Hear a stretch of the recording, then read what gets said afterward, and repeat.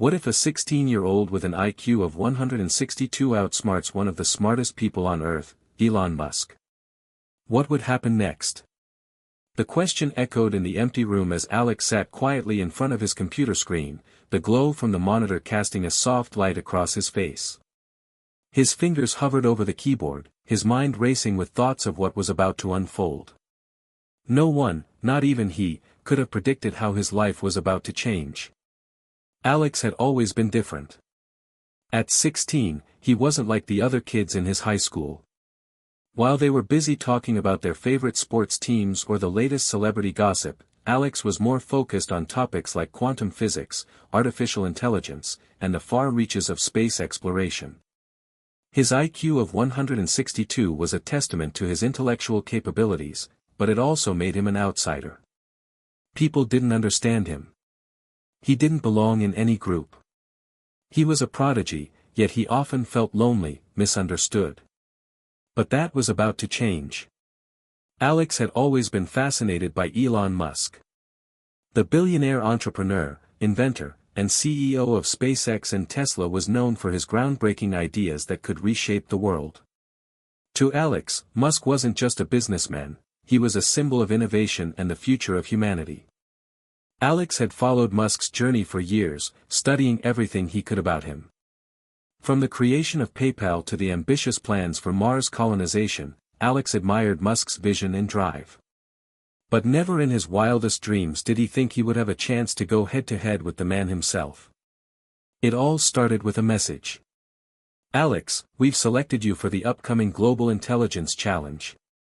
The final round will feature a special guest, Elon Musk."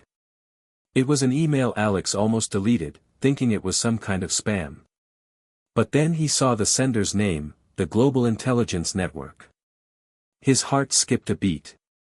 He had been invited to compete in a prestigious international competition for the world's brightest minds. The final round would be a live, high-stakes competition with Musk himself. He wasn't sure whether to be excited or terrified. But one thing was clear, this was his moment. As the event date drew closer, Alex couldn't help but feel a mix of excitement and pressure. The other contestants were no slouches. Some were top scholars, others were brilliant innovators in fields ranging from technology to mathematics. But Alex had something they didn't, his mind. His IQ of 162 wasn't just a number, it was a key to unlocking the deepest mysteries of the universe. The competition would be fierce, and Musk was a formidable opponent. But Alex wasn't intimidated. If anything, he felt more determined than ever. This was his chance to prove to the world, and to himself, that intelligence wasn't just about grades or accolades. It was about thinking differently, challenging the status quo, and pushing the boundaries of what was possible. The morning of the competition, Alex woke up early. He stood in front of the bathroom mirror, staring at his reflection. He looked like a normal teenager, messy brown hair, a few acne scars, and a nervous look in his eyes. But underneath that exterior, there was something more, a mind that could change the world. Alex grabbed his jacket, slung his backpack over his shoulder, and headed out the door. His mother, Lisa, was already awake, sitting at the kitchen table, sipping her coffee. "Are you nervous?" she asked, looking up at him with a concerned expression. Alex shrugged. "I'll be fine. I just want to do my best." Lisa smiled faintly. "You've always been the smart one, Alex. Just remember, this isn't about proving anything to anyone. It's about you." Alex nodded, though his mind was already racing. He had always lived under the shadow of high expectations, but today was different. Today, he was going to show the world what he was capable of. The competition was being held in a sleek, futuristic building in downtown San Francisco. As Alex entered the lobby, he couldn't help but feel a sense of awe. The glass walls stretched high into the sky, reflecting the city's skyline. The atmosphere was electric, filled with the buzz of excitement and nervous energy.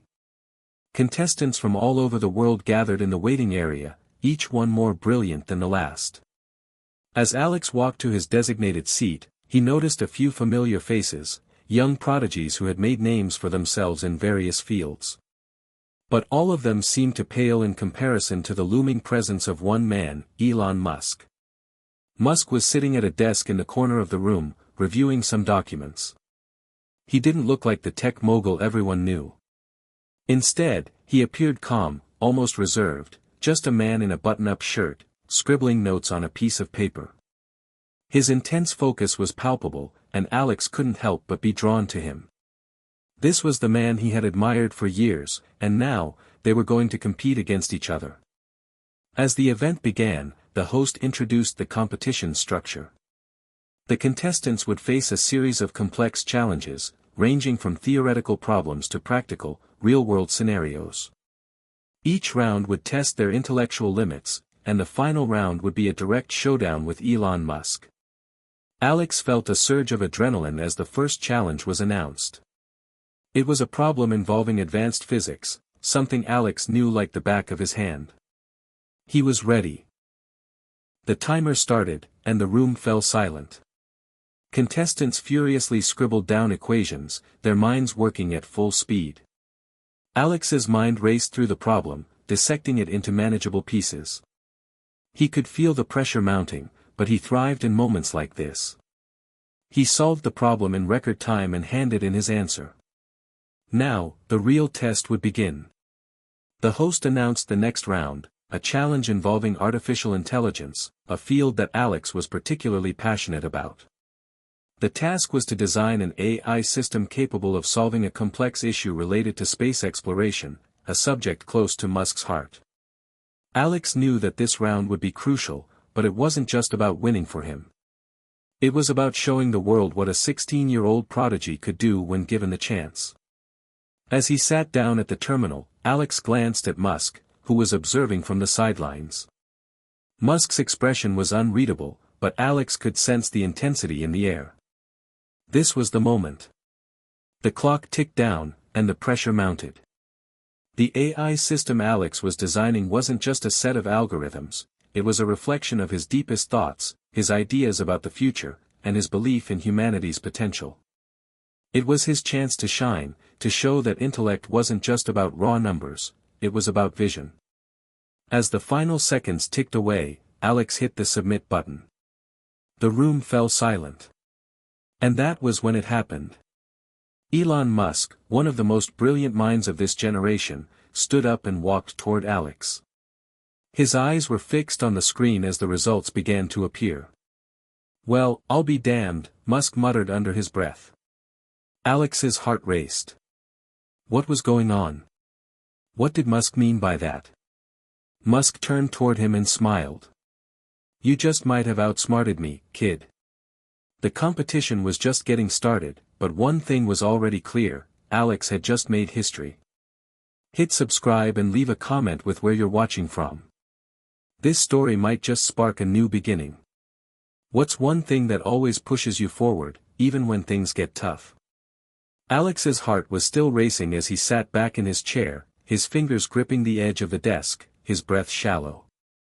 He had been preparing for this moment for months, but when Musk had actually walked up to him and said those words, he hadn't expected it to hit this hard. "You just might have outsmarted me, kid," Musk had said, a faint smile on his face. The words were hanging in the air, but they felt distant, like they came from someone else. Alex didn't know what to think. Was it a compliment? A challenge? Or simply the truth? He looked around the room. Contestants and observers alike were staring at him in disbelief. It was clear that no one had expected such an outcome. For all the world's brightest minds, this was not just a game, it was a validation of everything they had ever worked toward. And Alex, at just 16, had just proven himself. But even as the weight of his victory began to sink in, Alex couldn't shake off a feeling of emptiness. All his life, he had been told he was special. His IQ was off the charts, his grades were perfect, and his potential seemed boundless. But being special had never been enough to make him feel truly seen. No matter how brilliant he was, Alex had always felt like an outsider. It wasn't because he didn't try. On the contrary, he had tried desperately to connect. But no matter how much he attempted to fit in, it never worked. People didn't understand him. They saw him as the smart kid and nothing more. His peers couldn't relate to his interests, and teachers, while impressed by his intellect, often kept their distance, unsure of how to engage with someone who was so far ahead of everyone else. Alex's friends, if he could call them that, were scattered and few. His social life consisted of online discussions with other young prodigies, but none of them had ever been in the same room with him. Even when he was among other intelligent minds, he felt like an alien, always separate, always on the edge. And yet, despite his social struggles, Alex found himself driven by an unrelenting desire to prove his worth. He wasn't doing it for fame or fortune, he was doing it because he felt that if he didn't, he might disappear into the background. That was one of the reasons this competition had meant so much to him. This was his chance to show everyone, especially himself, that being a genius wasn't a curse. It wasn't something to be hidden away or dismissed. But when Elon Musk, the man he admired most, had acknowledged his brilliance, Alex still felt empty. As the day continued, Alex's mind raced. He had already beaten the world's top intellectuals, but now, with Musk's words echoing in his head, Alex wasn't sure what to do next. After the competition wrapped up for the day, Alex found himself alone in a quiet corner of the building, away from the crowds. The last thing he wanted to do was mingle with the other contestants, to be congratulated or questioned about his performance. Instead, he stared out of the window, watching the sun begin to set over San Francisco's skyline. He had always found comfort in solitude. It gave him the space to think, to unravel the complexities of the world around him. But even as he stood there, the glow of the city lights flickering in the distance, Alex couldn't help but feel a sense of isolation creep back in. "Mind if I join you?" A voice broke through his thoughts. Alex turned around, startled. Standing there was none other than Elon Musk himself. He looked different up close, less like the larger-than-life figure on TV and more like a regular person with his own uncertainties and vulnerabilities. Sure," Alex stammered, unsure how to respond. Musk smiled as he stepped closer and leaned against the railing. The silence between them was thick, but not uncomfortable. After a moment, Musk spoke again. "I've been thinking," he began, his voice thoughtful, "about the challenge we just went through. You know, I've been in a lot of competitions, faced a lot of brilliant minds, but that was something different. You're different, Alex." Alex didn't respond immediately. He wasn't sure what to say. Did he really want to hear more? Was it just another casual compliment? "You know," Musk continued, "people often think that intelligence is the key to success. But I've learned that it's more about the way you think, the way you approach problems. The world doesn't need more people who can memorize facts. It needs people who can think outside the box, who can push the boundaries of what we know." Alex nodded slowly, considering Musk's words. It was something he had always believed, too. He had never been interested in conforming to what people expected from a smart kid. He wanted to explore, to create, to change the world. But even so, Musk's words resonated with a deeper part of him, something that had always been buried beneath his intellectual pursuits. Musk glanced at him, his eyes sharp but not unkind. "I can see it in you. You're not just another genius. You're someone who sees beyond the obvious, who can look at a problem from a new angle. That's why you won today. Not just because you're smart, but because you think differently." Alex felt his chest tighten. It was strange, hearing such praise from someone he had idolized for so long. But instead of feeling elated, he felt a twinge of anxiety. Was this real? Was Musk just saying this to motivate him, or did he actually mean it? "What now?" Alex asked quietly, not looking at Musk but at the city below. Musk's voice softened. "What happens next is entirely up to you. But don't let this moment define you. It's just a small part of a much larger picture. There's a whole world out there waiting for you to change it." Alex turned to face him then, meeting his gaze. For the first time in a long while, he felt like someone truly understood him, not just his intellect, but the person he was beneath the surface. "I'll remember that," Alex said, his voice steady. Musk smiled. "Good. You'll go far, Alex. But remember, it's not just about winning or outsmarting people. It's about what you do with your abilities. That's what will matter in the end." Alex watched as Musk turned and walked away, leaving him alone once more, but this time, something had shifted. The weight of his victory, the burden of his genius, didn't feel as heavy anymore.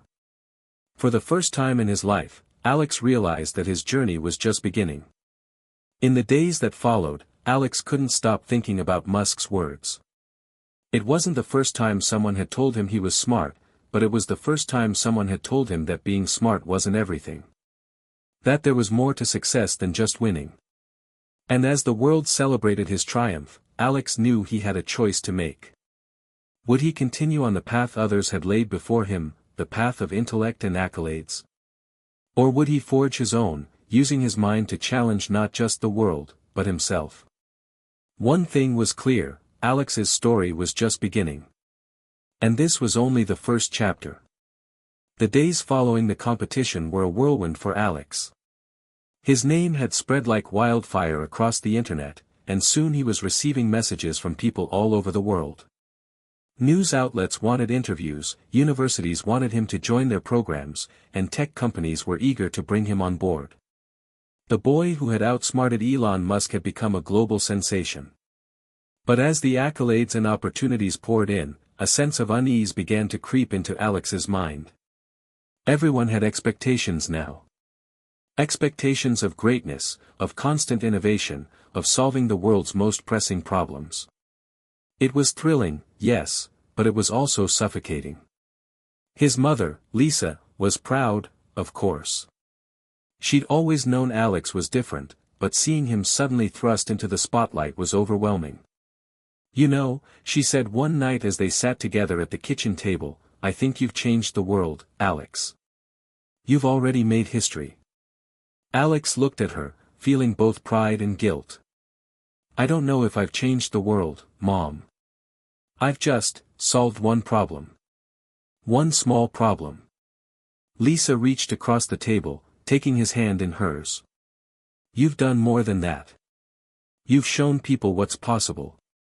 But I want you to be careful, Alex. People will expect more from you now. And the weight of those expectations can be heavy." Alex nodded, feeling the truth in her words. Everyone expected him to keep pushing boundaries, to do things that hadn't been done before. The world was watching him, waiting for the next big thing. And the pressure to live up to those expectations was starting to gnaw at him. In the weeks that followed, Alex tried his best to remain focused on his passions. He continued to delve deeper into AI, studying algorithms and neural networks. But the constant distractions, interviews, invitations to conferences, even offers from tech giants, were becoming impossible to ignore. Every day, his inbox was flooded with requests, and every night, his phone buzzed with new notifications. One day, after finishing a particularly grueling coding session, Alex took a break to step outside and clear his head. The weight of the world was starting to feel unbearable, and he needed space to think. As he walked through his neighborhood, he couldn't help but notice how everything seemed the same. The world outside his door was moving at a pace that felt so much slower than the one he was living. His friends, the ones he hadn't seen in a while, were still out doing what teenagers did, hanging out, playing games, having fun. They had no idea what it was like to be him. To constantly be reminded of his intelligence, his potential, his future. He envied them. Alex stopped at a nearby park and sat on a bench, watching a group of kids play soccer. They were laughing, joking around, completely free from the expectations that had suddenly descended upon him. There was no competition for them, no constant need to prove themselves. They could just be. "Hey, man. You all right?" Alex looked up and saw his old friend, Ryan, standing in front of him. Ryan was one of the few people who had stuck by Alex over the years, despite the fact that Alex often pulled away from others due to his need to focus. Ryan wasn't a genius. He wasn't even particularly interested in academics. But he understood Alex in a way that no one else did. "I don't know, man," Alex replied, rubbing the back of his neck. "It's just a lot right now. People keep telling me I'm the next big thing. I'm supposed to change the world. But I'm not sure I even want that anymore." Ryan sat down beside him. "You know, that's a lot of pressure for a kid your age. Maybe you should just take a step back for a while. Do something that has nothing to do with being smart. No competition. No expectations." Alex laughed bitterly. "What's that supposed to mean? Take a break from being me?" Ryan shrugged. "Maybe. Maybe just live. The world doesn't need another person trying to be perfect, Alex. It just needs you to be, you." Alex stared at the ground for a long time, letting Ryan's words sink in. He had been so focused on proving himself, on meeting everyone's expectations, that he had forgotten what it was like to just be. After a while, Ryan stood up and stretched. "Anyway, we're having a party this weekend. Just some old friends, some music, some food. You should come. Forget about all the tech stuff for one night." Alex was tempted to refuse, but something inside him stirred. Maybe Ryan was right. Maybe he needed to disconnect from all the noise for just a little while. Maybe he needed to remind himself that he was more than just the kid with the high IQ. "All right," Alex said, standing up. "I'll come. Just for a bit." Ryan grinned. "That's the spirit. I'll see you there." Later that weekend, Alex found himself at the party, standing in the corner of the room, feeling strangely out of place. It wasn't that he didn't enjoy hanging out with his friends. It was just that, for the first time in a long while, he felt like he didn't belong anywhere. The music was loud, people were laughing, and there was a sense of freedom in the air that Alex couldn't quite tap into. He spotted Ryan talking to a group of their friends, laughing as he cracked jokes. For a moment, Alex felt the weight of the world on his shoulders, and he thought about leaving. But then something caught his eye. Ryan's little sister, Emily, was sitting by herself on the couch, looking at her phone. Alex knew her well. She wasn't like the other kids. Quiet, introspective, and incredibly bright, Emily often found herself left out of the crowd, just like Alex did.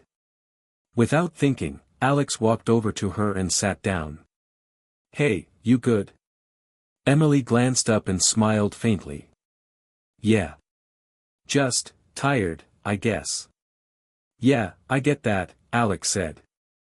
"It's hard to fit in sometimes, right?" Emily nodded. "Everyone's always trying to be something. It's like, you can never just be yourself." Alex blinked, surprised by her words. "Yeah. Exactly. That's exactly how I feel." The two sat there for a while, silently watching the party around them. For the first time in weeks, Alex felt like he wasn't alone in his thoughts. Emily understood him in a way that no one else seemed to. She didn't expect anything from him, didn't treat him like a genius or a prodigy. She simply accepted him for who he was. And for the first time in a long time, Alex felt the weight of his genius, his potential, and the world's expectations, lift just a little. Maybe, just maybe, he didn't have to carry it all by himself. Maybe he could lean on others for support, and maybe, he could learn how to just be. As the night wore on, Alex realized that while the world outside might be moving at breakneck speed, he didn't have to keep up with it. He could take a step back, slow down, and find his own path. After all, the greatest minds didn't always follow the rules, they forged their own. And as the party continued around him, Alex smiled. Maybe the most important thing he could do was simply find a way to be happy again. The next morning, Alex woke up with a sense of clarity he hadn't felt in weeks. After the party, after talking with Emily, something had clicked in his mind. For so long, he had been obsessed with meeting the expectations of others, competing, proving his worth, achieving greatness. But at that moment, surrounded by his friends and a world of possibilities, he realized he needed to find his own way. He wasn't just a collection of intelligence and potential, he was a person with desires, dreams, and a need for balance. However, the path toward that realization wasn't going to be easy. Alex knew that the world had already placed a label on him, the genius kid, the prodigy, the next great mind. And as much as he wanted to shrug off the pressure, it was inescapable. Every conversation seemed to turn back to his abilities, his achievements, and the incredible things people expected him to accomplish. It wasn't long before the offers started rolling in, each one more tempting than the last. His phone buzzed with email after email, scholarships, internships, invitations to speak at conferences. He had barely slept when his inbox dinged again with an invitation to a meeting with the tech giant, Tesla. It was a meeting with the big leagues. The kind of opportunity most people would kill for. His mother, Lisa, had walked into his room while he was scrolling through the messages. She peered over his shoulder at the screen. "Looks like you're becoming quite the hot commodity," she said, her voice light but concerned. "Have you thought about all of this? About where you want to go next?" Alex stared at the screen, feeling a mix of excitement and dread. The pressure had built so much that he could practically feel it weighing down on his chest. He wanted to take advantage of these opportunities, wanted to prove everyone right. But at the same time, something deep inside him rebelled against the idea of becoming just another cog in the machine. "I don't know, Mom," Alex replied, his voice strained. "I'm starting to feel like I'm not doing this for me anymore. It's all these people with their ideas of what I should do. What I can do. And every time I try to take a step back, it feels like I'm letting them down." Lisa nodded, understanding all too well. "You've always been the type to push yourself, to meet others' expectations. But at some point, you have to ask yourself, what do you really want? Not what they want, but what you want. What makes you happy?" Alex opened his mouth to respond, but the words stuck in his throat. It wasn't that he didn't know what he wanted, it was just that he didn't know how to make it happen in a world that was so eager to define him. That evening, Alex did what he had done countless times before, he retreated into his work. He needed something to ground himself, something to clear his mind. His obsession with solving problems had always been his escape, but tonight, it didn't feel like the usual comfort. Sitting in front of his computer, Alex opened a new project, something he had been tinkering with for weeks, a machine learning model designed to help solve global food insecurity. The problem was vast, complex, and incredibly important. But as he stared at the code, something shifted. The weight of the project felt heavier than it ever had before. He had been so focused on the external validation that he had forgotten why he started it in the first place, because he cared about the issue. But now, even this project felt like another box to tick off, another way to prove his genius. It wasn't about solving the problem anymore, it was about meeting the expectations of others.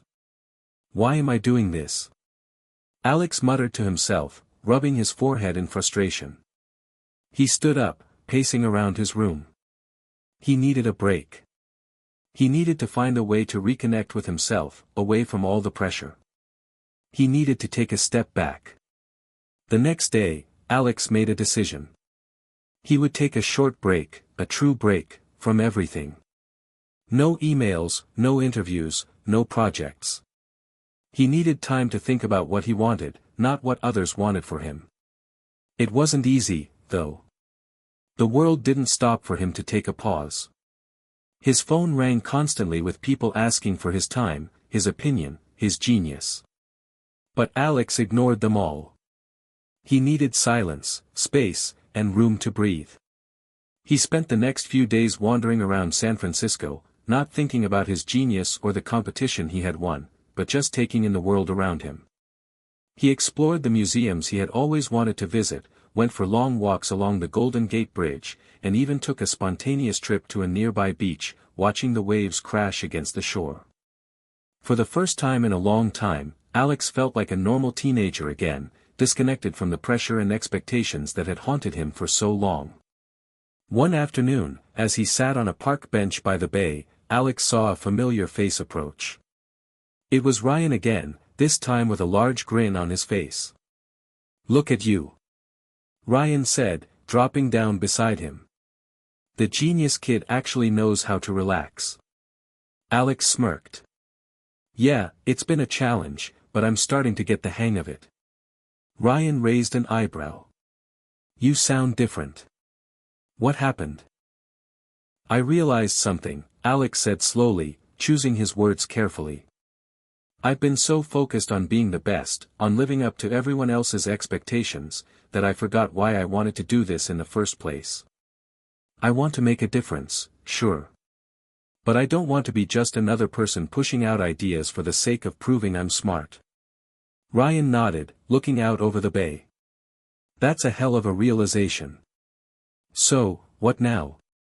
Alex stared out at the water, watching the ripples slowly fade into the distance. "I think I need to figure out what truly matters to me. I need to stop letting other people tell me who I am and start figuring that out for myself." Ryan clapped him on the back. "You're not alone, man. And hey, if you ever want to talk or just hang out, you know where to find me." For the first time in a long while, Alex smiled. "Thanks, Ryan. I think I might just take you up on that." As the days passed, Alex continued to explore his own mind, his own desires. He began to distance himself from the pressures of the world, focusing instead on what truly ignited his passion. The clarity was refreshing, but the journey was just beginning. He still had to figure out where he truly belonged in this world that constantly demanded more from him. But for now, he had taken the first step toward reclaiming himself. And with that, Alex finally felt like he could breathe again. The following weeks passed in a blur. Alex had managed to carve out a semblance of normalcy. He had taken that break, that much-needed pause, to regroup and find some balance in his life. But the world wasn't letting him go so easily. While he had put aside the constant stream of emails and invitations for a while, it didn't take long for the pressure to return. It wasn't just the world around him that was pushing, but his own mind, his own desires, that still echoed in the background. "You're capable of more, Alex. You can do this. You can change the world." It was a constant hum. It would not be ignored. One morning, as Alex sat down at his desk, he noticed a new email from a name he hadn't expected, Elon Musk himself. His heart skipped a beat. It was one thing to outsmart someone like Musk in a challenge, but to receive a personal message from him? That was an entirely different level. The email was short and to the point. "Alex, I've been following your progress, and I must say, I'm impressed. We need someone like you at Tesla. You've proven that you can think outside the box, and I believe you could contribute to some of the projects we're working on. I'd like to discuss a potential collaboration. Let me know when you're available to talk." Alex stared at the screen, the weight of the message sinking in. It was exactly what he had been avoiding, an opportunity that could put him at the center of the technological world. It was the kind of offer most people would give anything for. But this time, something was different. He wasn't sure he wanted to dive back into the whirlwind of expectations. He had made progress in finding his own path, distancing himself from the constant rush. But was this offer really an opportunity, or was it just another distraction? A way for the world to pull him back into the game? He sat there, indecisive, staring at the email. Part of him wanted to jump at the chance. After all, working with Musk, being a part of something so big, it could validate everything he had been working toward. But another part of him, a quieter, more thoughtful part, knew that this would only add more fuel to the fire of his internal struggle. Alex closed his eyes, letting the moment wash over him. He thought about his conversation with Ryan, about the clarity he had gained during his break. He didn't want to lose that. He didn't want to dive headfirst into something just because it was expected of him. The truth was, Alex had bigger questions to answer. Did he want to be a cog in the machine, working for someone else's vision? Or did he want to carve out his own path, create something uniquely his? That night, Alex took a walk around his neighborhood, trying to clear his mind. The streets were quiet, the air crisp and cool. He passed the park where he had sat with Emily weeks ago, and the memory of their conversation resurfaced. He had to find his own path, free from the constant pressure to be someone he wasn't. It was during that walk, as he turned the corner onto a quiet street, that he saw something unexpected. A small group of kids were gathered outside a coffee shop, their faces illuminated by the soft glow of the streetlights. Alex recognized them. They were part of a local robotics club that he had once been a member of before everything had exploded in his life. He hadn't seen them in ages. Curious, Alex approached, and one of the kids, Jason, noticed him first. "Alex. Hey, man, what's up?" Jason called out, waving excitedly. Alex smiled. "Not much. Just taking a walk." "What's going on here?" "Just hanging out," Jason said, motioning to the others. "Talking about our next project. We were hoping to get some feedback from you, actually. I mean, we've all seen what you've done, and you're, like, the guy we look up to. Thought you could give us some advice." The group was filled with bright-eyed teens, each of them passionate about robotics and technology in their own right. But they weren't focused on accolades or competing with the world's best. They were focused on the love of the craft. As Alex listened to them talk about their latest project, a robot designed to help with environmental cleanup, he felt something stir inside him. They didn't care about fame or fortune. They were just creating because they loved it, because they wanted to make a difference. The project wasn't about impressing anyone, it was about solving a problem in a meaningful way. Alex realized that he had lost sight of that, the joy of creation, the satisfaction of solving problems for the sake of solving them, not because the world was watching. "Actually," Alex said, a thought forming in his mind, "I think I have some ideas that could help. Maybe we could team up on this. It sounds like you guys are onto something really cool." Jason grinned. "We'd love that. It'd be amazing to get your input." As they huddled together, brainstorming ideas and throwing around concepts, Alex felt the weight of the world slowly start to lift. These kids weren't asking for him to be anything other than himself. They didn't want his fame or his genius, they just wanted his help, his insight. And for the first time in ages, Alex felt like he was contributing in a way that felt pure and meaningful. No expectations. No pressure. Just a group of people coming together to solve a problem they cared about. The next day, Alex found himself once again at his desk, this time diving into the robotics project with the same excitement he had felt when he first started exploring technology. He was no longer trying to live up to the hype. He was doing it for himself, for the love of innovation. The Tesla offer was still sitting in his inbox, but Alex had made up his mind. He wasn't ready to join the corporate world, not yet. He needed more time. More time to figure out who he was, what he wanted, and how he could contribute in a way that mattered to him, not to anyone else. Alex smiled to himself as he began to work on the project. He wasn't just the genius kid anymore. He was something more, someone who had learned to find joy in the process, not just the end result. For the first time in a long while, he felt like he was on the right path. And that, Alex realized, was all he really needed.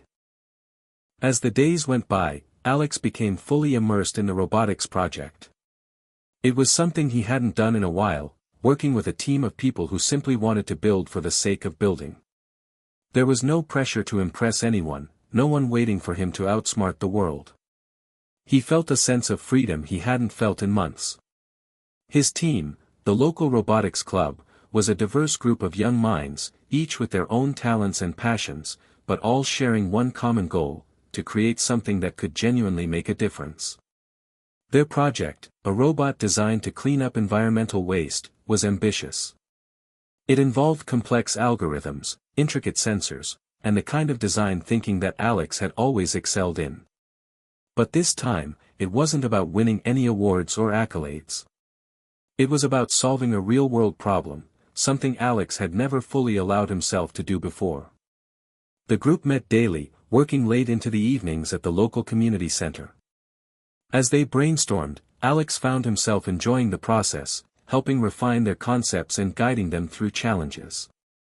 The team was energetic and eager to learn, and Alex felt his own excitement rekindle as he solved problems that were meaningful. The work felt natural, fulfilling even. For the first time in a long while, Alex wasn't just a prodigy or the boy genius. He was a creator, a team member, someone working with others toward a shared goal. It was a reminder of why he had fallen in love with technology in the first place, not for the recognition, not for the fame, but because it allowed him to solve problems that mattered. But even as he found himself immersed in the work, the world continued to test him. One afternoon, while Alex was sitting in a local coffee shop, going over the project details with Ryan, his phone buzzed.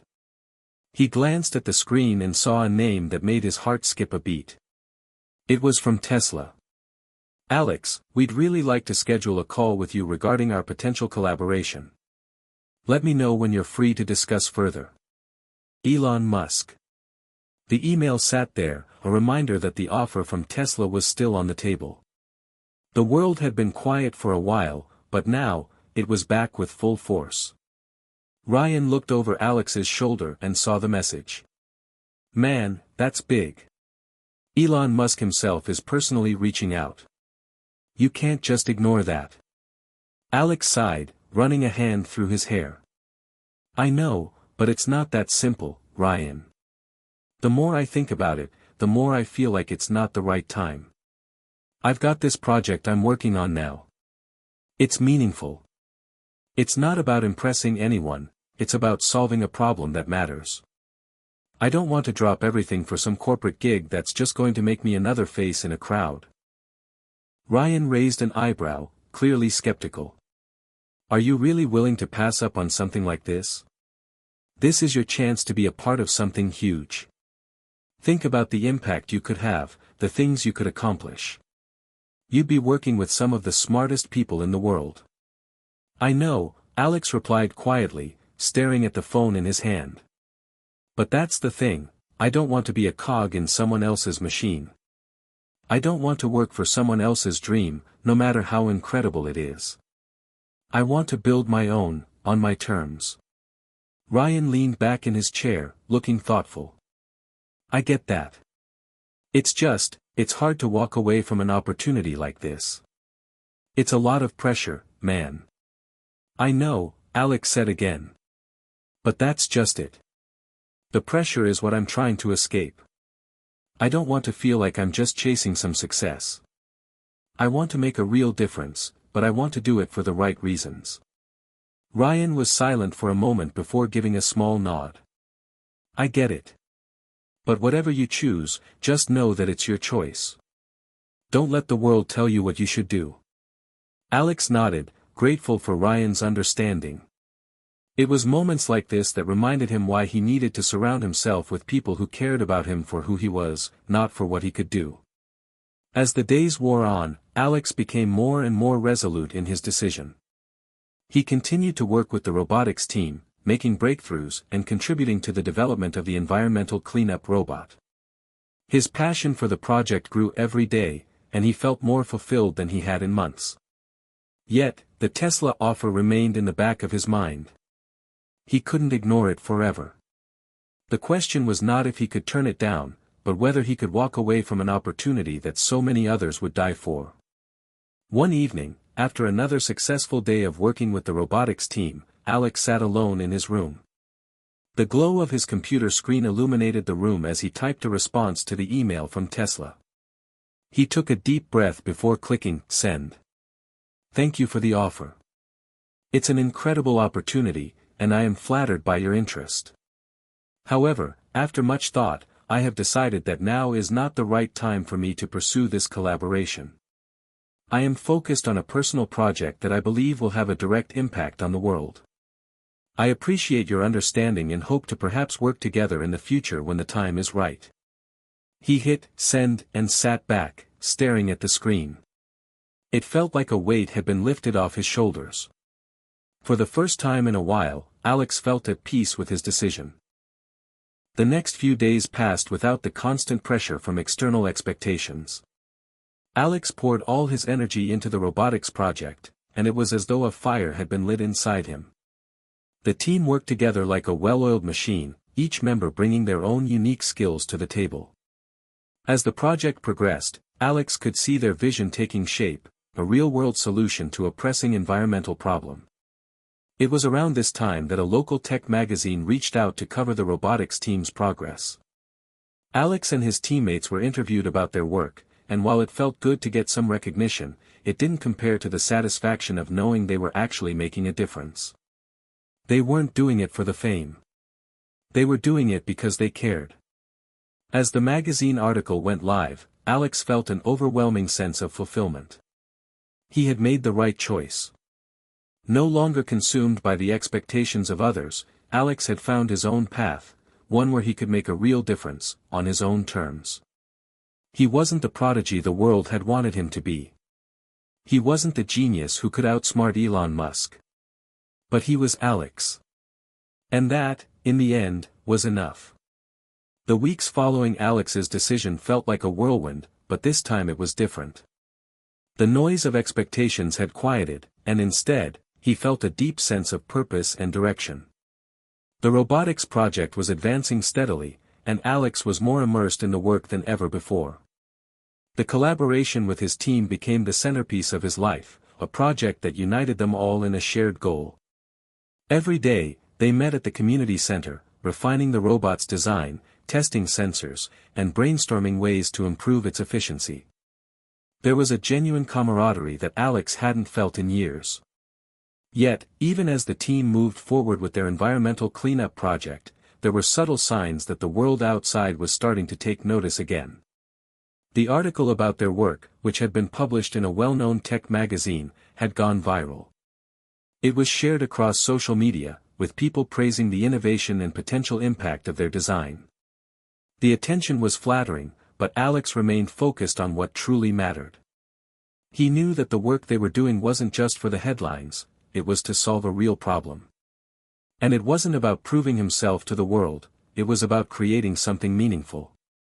Still, there were moments when the weight of his earlier decision to turn down the Tesla offer lingered in the back of his mind. It wasn't regret exactly, it was more like a quiet curiosity.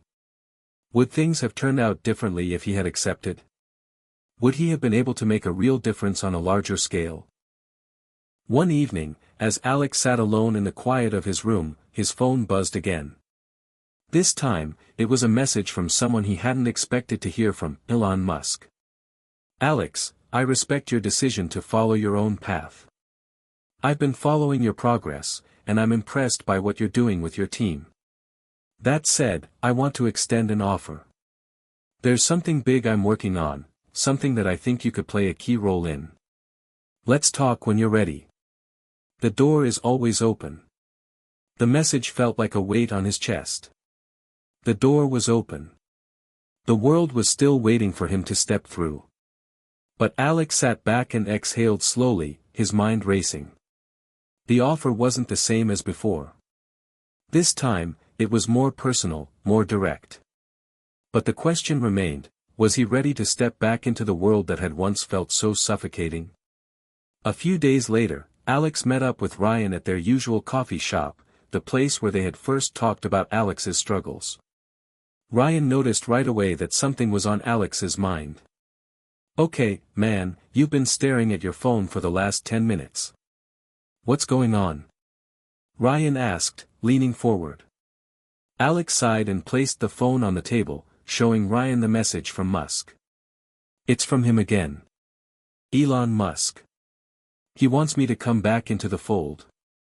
He says there's something big he's working on, and that I could be a key player in it." Ryan raised his eyebrows. "And you're really thinking about it? After everything you've been through?" "I don't know, man," Alex replied, running a hand through his hair. "On one hand, it's an incredible opportunity. But on the other hand, I've finally found something that feels real. This project we're working on with the robotics team, it's fulfilling. It's not about fame or success. It's about making a difference. And I don't want to lose that. Ryan nodded, understanding. I get it. You've finally found something that doesn't come with all the pressure and expectations.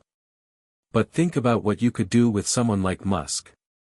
If you went down that path, you could have the resources to bring your ideas to life on a massive scale. Alex stared at the table for a long moment, deep in thought. I know. But I guess I've learned something along the way. Bigger doesn't always mean better. It's not about having all the resources in the world, it's about having the freedom to create what you believe in. And I'm not sure I can find that in a corporate setting. I'm not sure I want to go back to that. Ryan sat back, clearly impressed. Man, that's some deep stuff. But I respect it. If you're happy doing what you're doing, then that's all that matters. Alex smiled, feeling a sense of relief wash over him. Yeah, I think I am.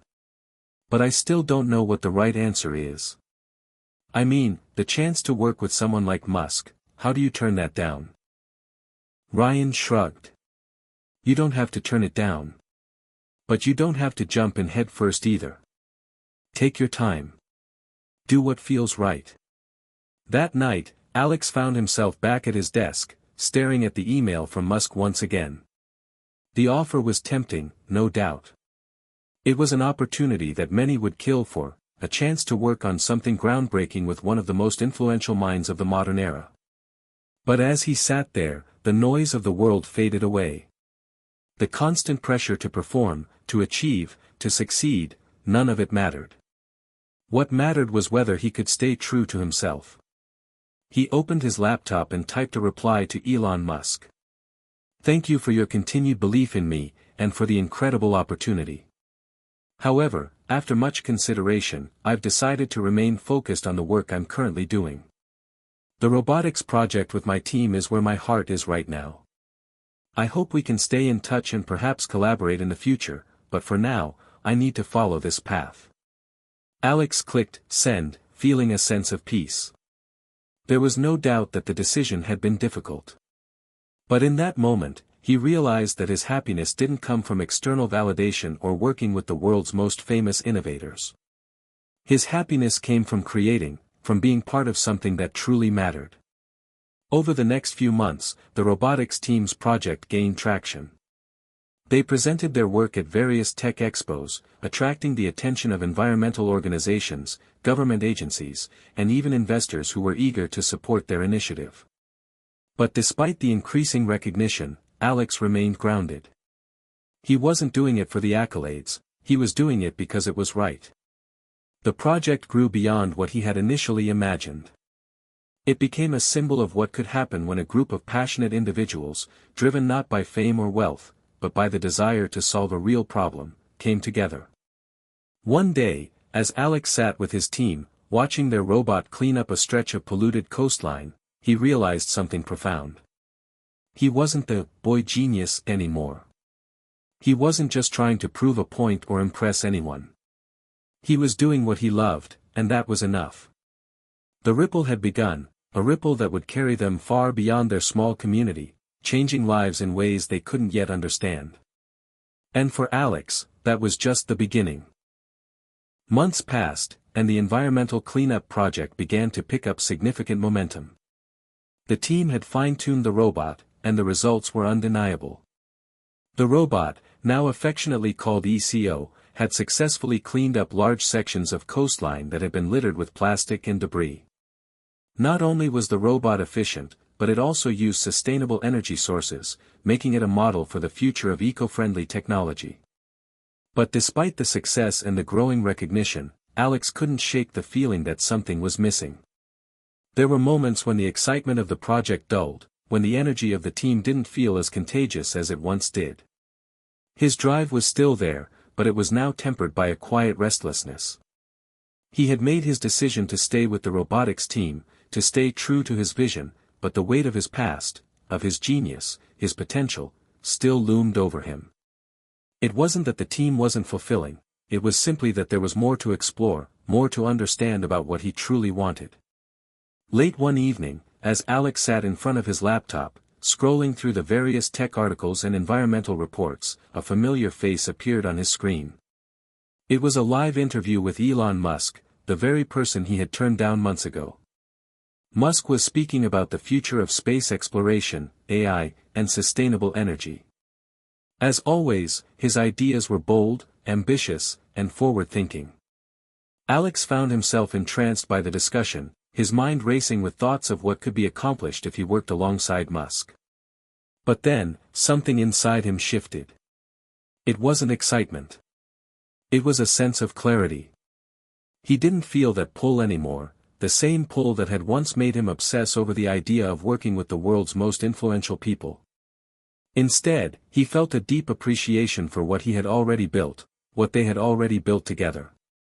The robotics team had something real, something that wasn't just a dream or a far-off possibility. It was something tangible. It was change. One afternoon, after a particularly long brainstorming session with the team, Alex found himself walking alone along the beach near their community center. The air was crisp, and the waves crashed in the distance, creating a peaceful, rhythmic sound. It was moments like these that reminded him of the beauty in simplicity. He thought about the letter he had written to Musk, the door that had been left open for him. The door to a world full of prestige, accolades, and potential. Yet, the more he thought about it, the more it seemed like a path he didn't want to walk anymore. Maybe that road, the one filled with big names and massive opportunities, wasn't the one that would bring him peace. Alex stopped walking and stood at the edge of the shoreline, watching the waves roll in. He realized that there was nothing wrong with choosing the road less traveled, the one that didn't come with the promise of instant fame or fortune. He had everything he needed right here, a team that cared, a project that mattered, and a sense of purpose that was unwavering. His thoughts were interrupted by a call from Ryan. "Hey, man. You busy?" Ryan's voice came through the phone. "Not really. Just thinking," Alex replied, staring out at the horizon. "Good thinking or bad thinking?" Ryan asked, his voice light-hearted. "Good thinking," Alex said with a chuckle. "Just realizing that I'm exactly where I need to be. You know, for the first time in a long time, I feel like I'm on the right path. I don't think I need to prove anything to anyone anymore." Ryan was silent for a moment, and Alex could practically hear the smile on his face. "Man, that's what I've been trying to tell you. You've got something special with this team, with ECO. It's not about who you know or who you work with, it's about the impact you make. And you're already making it." Alex nodded, even though Ryan couldn't see him. "Yeah, I think I'm starting to realize that. I've been so focused on trying to live up to some expectation, but now I see that I don't need anyone's approval. I just need to do what feels right." "You know, that's the smartest thing you've ever said," Ryan joked. "But seriously, I'm proud of you. Keep doing what you're doing, Alex. The world needs more people like you." Alex smiled to himself, feeling the weight of his past decisions lighten. "Thanks, Ryan. I appreciate that." The following week saw the project enter a new phase. ECO was tested in various locations, each time improving its performance. The team received support from local governments and environmental groups, leading to discussions about scaling the technology on a global level. It was all happening at a pace Alex had never expected. But despite the growing attention, Alex remained focused. His motivations hadn't changed, the goal was to make a real difference, to create something that would leave a lasting impact. He didn't need to be part of a corporate giant like Tesla or SpaceX to do that. He could make the changes he wanted to see in the world from right where he was, with the team he had built. It was around this time that Alex received an unexpected message, a call from an environmental NGO based in Europe. They had seen ECO in action and were interested in helping fund a large-scale initiative to deploy the technology across various continents. It was an opportunity unlike any other. The chance to scale the project on a global level could turn ECO into something revolutionary. But as Alex listened to the pitch, he felt a familiar tension rising in his chest. This was big. It was a chance to make a massive impact, but it also came with the kind of pressure he had been trying to avoid. It wasn't about the money or the recognition. It was about whether he was ready to take on the responsibility of leading a global initiative. He took a deep breath and thanked the NGO representative, telling them that he would need some time to consider the offer. That night, he sat in front of his laptop again, replaying the conversation in his mind. This was it, the moment of decision. Was he ready to step into the world of high-stakes projects and global influence, or would he stay on his current path, continuing to build change from the ground up? As the moonlight filtered through his window, Alex realized that the decision wasn't as complicated as it seemed. The work was important, yes. The opportunity was incredible, absolutely. But it wasn't about the size of the project, it was about the impact he could make with the resources and people he already had. And with that, he made his decision. He would continue on the road less traveled. The one where the work was real, where the progress was steady, and where his purpose had never been clearer. In the morning, he would send a response to the NGO. But tonight, he simply let the waves on the beach echo in his mind, knowing that he was exactly where he needed to be. Alex's decision to remain with the robotics team felt like an internal victory, a quiet confirmation of everything he had come to value. Yet, the weight of the world outside never truly disappeared. The environmental initiative was growing, attracting more investors, scientists, and engineers, all eager to be part of something revolutionary. The pressure was mounting, and it was impossible to ignore the potential this project had. It was still a small operation, but the more they worked, the more it became clear that this was just the beginning. One chilly afternoon, as Alex walked through the bustling streets of their small coastal town, he couldn't help but notice the changes around him. The conversation about ECO was everywhere. Local media, environmental groups, even schools were beginning to take an interest. People had started to notice not just the success of the robot, but the story behind it, the story of a young man who had chosen a different path. There were even murmurs about the future of the project. Could ECO become a global movement? The thought echoed in his mind as he approached the familiar wooden steps of the community center. It was where it all began, and it was where he always felt most grounded. Stepping inside, he saw the team huddled around a set of blueprints on the table, heads bent in focus. Alex. Perfect timing, said Sarah, one of the lead engineers. We've made some breakthroughs with the efficiency of the solar cells. They're performing better than we thought they would in coastal conditions. Alex smiled and joined them at the table, scanning the new data. There was an electric energy in the room, but Alex couldn't shake the feeling that the team was on the brink of something bigger than any of them had anticipated. How are things with the investors? Alex asked, keeping his voice casual but his tone serious. They're eager, replied Ryan, who had become the team's unofficial spokesperson. We've got several major offers coming in from companies who want to help scale ECO. A few are offering more funding than we even need. But it's not just about the money. It's about making sure we stay true to our mission.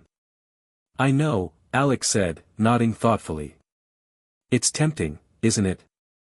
The chance to blow this up, go global, change the world in ways we can't even imagine yet.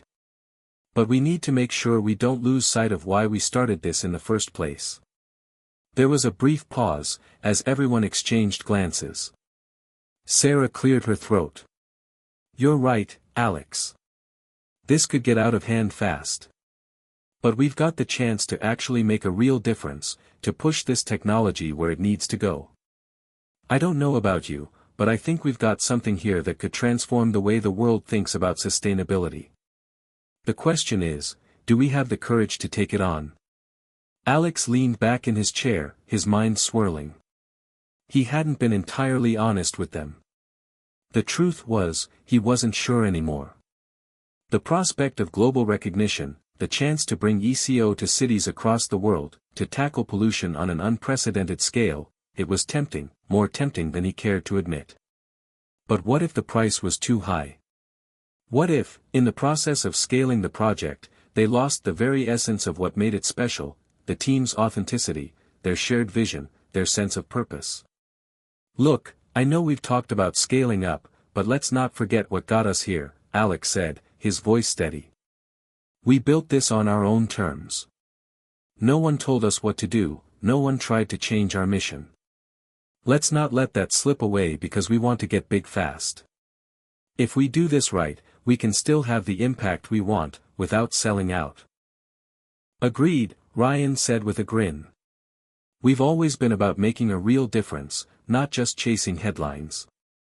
"But it's not always that simple," Sarah interjected. "The pressure to scale is real. And with all these investors offering money, we're going to be pulled in different directions. We can't be naive about that." Alex met her gaze, understanding the complexity of what she was saying. "I know," he said quietly. "I guess it comes down to making sure we don't lose ourselves in the process. If we're going to do this, we need to stay true to what we believe in. Let's keep the focus on the mission. If we're going to change the world, we need to do it on our own terms." Later that evening, Alex found himself once again alone at the beach, walking along the shoreline. The sound of the waves crashing against the rocks was the same, as was the cool, salty air that stung his face. But tonight, something felt different. The weight of choice hung heavily in the air. Could he take on the responsibility of scaling ECO? Could he lead it to become a global force for good without losing the soul of the project? His phone buzzed in his pocket, interrupting his thoughts. It was a message from his mother. "Hey honey, I've been thinking about you. I know things have been crazy lately. Just remember, you don't have to carry the weight of the world on your shoulders. Take care of yourself, and don't forget to breathe. We're proud of you, no matter what you decide." Alex smiled softly, the familiar warmth of his mother's words settling over him like a comforting blanket. She always knew how to remind him of what mattered most. As he stood there, watching the fading light of the setting sun, Alex realized that no matter what came next, he had already made a decision. The choice wasn't about scale or global fame, it was about the people he worked with, the team he had built, and the impact they could make if they remained true to themselves. He couldn't control everything. He couldn't predict the future, or know exactly where ECO would go. But he knew one thing for sure: if they kept the focus on their mission, if they stayed united and true to their cause, they could create something meaningful. And that, he thought, was more than enough. The next morning, Alex gathered the team in the community center, a feeling of determination filling the room. He looked around at each of them, the faces of people who had become more than just colleagues. They were family, a part of his journey in ways that were deeper than words could express. "We've come a long way, and we've got a lot more to do," Alex began, his voice firm but hopeful. "But the most important thing is this: we're not just building a product, we're building a movement. We've got an opportunity to change the world, to lead a global shift toward sustainability. But we can't do it at the cost of what makes this project special. We need to keep our values at the center of everything we do." Ryan nodded, a smile forming on his lips. "You're right. We've built something real here. We can't let that go." "Then let's do this," Alex said, feeling the weight of his decision settle in. "Let's take this project as far as it can go, without compromising what we believe in." As the team gathered around him, ready to take the next steps, Alex knew that the road ahead would be anything but easy. There would be obstacles, there would be pressure, and there would be moments of doubt. But they would face them together, united by a shared purpose. And that, Alex knew, was the key to success. The journey was just beginning. Word spread faster than Alex could have ever imagined. It started with a segment on a popular YouTube science channel, Teen Tech Titans, which highlighted ECO as the most promising environmental innovation of the decade. Within days, the video hit 10 million views. Journalists began calling. International nonprofits wanted interviews. A documentary crew from National Geographic requested behind-the-scenes access. The story of a small-town robotics team led by a 17-year-old boy genius with a 162 IQ, who once turned down Elon Musk, was too irresistible to ignore.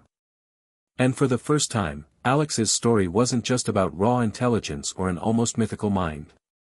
It was about heart, humility, and a new kind of leadership. But with the spotlight came something new: noise. Emails poured in. Invitations to tech conferences. Appearance requests on podcasts. Requests for partnership from billion-dollar companies. Offers to license ECO's design. And underneath it all, subtle whispers that Alex could no longer be just a kid with a robot. He was now a movement. One rainy Thursday morning, Alex sat alone in a quiet corner of the community center, laptop open, phone buzzing non-stop. His inbox had 312 unread emails. The latest was from a major VC firm in Silicon Valley, offering $15 million in startup funding to create a global fleet of ECO units. It was everything a young innovator could dream of, and it felt terrifying. Sarah walked in with 2 coffees and set one in front of him. "You look like you're about to code yourself into a coma." Alex gave a weak laugh. "Feels like it. This," he gestured to the glowing screen, "is a lot." Sarah nodded. "It is. But it's also the thing we hoped for, right? Making ECO matter to the world. This isn't just hype. People are starting to believe in it." "I know," he said quietly. "But what if we lose control of it? What if it turns into just another product, sold to the highest bidder?" "I don't want that." "Then don't let it," she replied simply. "You don't need to follow the rules they're handing you. Make your own." Alex leaned back, the words settling like a challenge. He knew Sarah was right. The choice had always been his. He just needed to stop letting the world's expectations define his next move. That night, he took a walk alone, as he often did when his thoughts became too loud. The rain had stopped, and the streetlights reflected off the wet pavement like scattered stars. As he passed the quiet storefronts and dim houses, he thought about how far they'd come. Just 6 months ago, ECO had been an idea scribbled on a whiteboard. Now it was a symbol. A prototype that had cleaned more shoreline than entire city-run initiatives. A machine born from friendship, late nights, and belief. But now the machine had a spotlight, and with it, came the threat of becoming something impersonal. Alex knew the fork in the road was coming fast. He could sell. Take the offers. Let a major firm scale the project and lead the world into a cleaner future, with or without him. Or he could build it his way. Slower.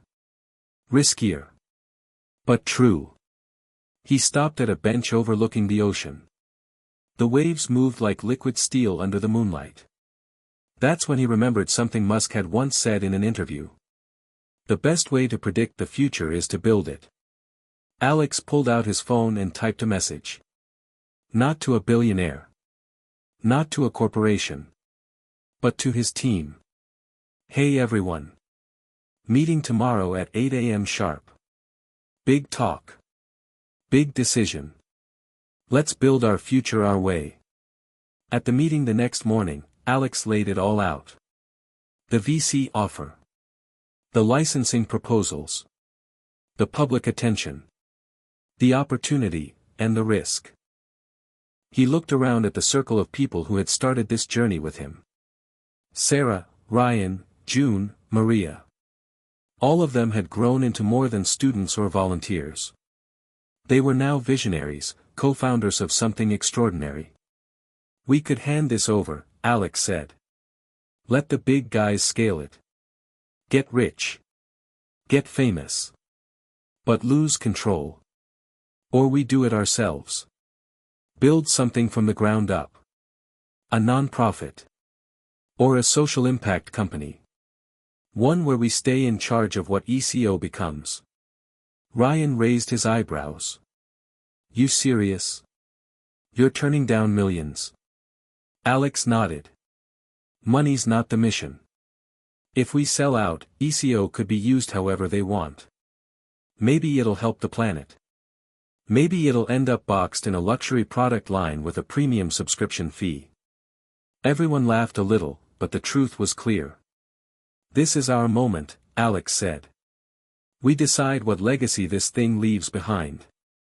There was a long pause. And then Sarah said, "Let's build our own path." "I'm in." One by one, the others agreed. No sellout. No shortcuts. It wouldn't be easy. They'd need fundraising. Legal advice. Infrastructure. But they would own the mission. Own the message. They would be more than inventors. They would be founders. Later that week, Alex held his first public press conference. He stood behind a simple podium, with ECO beside him, its smooth design gleaming under the sunlight. Cameras flashed. Reporters leaned forward. Alex took a breath, looked out at the crowd, and began.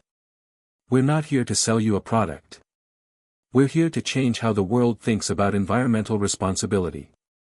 ECO wasn't built by a megacorporation. It was built by a team of young people who believed they could make a difference, without waiting for permission. "We've received offers, big ones. But we're not taking them.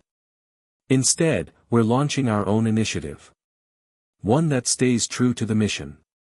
ECO will remain open source, accessible, and scalable by communities, not just companies. Because saving the world shouldn't be a business strategy. It should be a shared responsibility." The crowd erupted.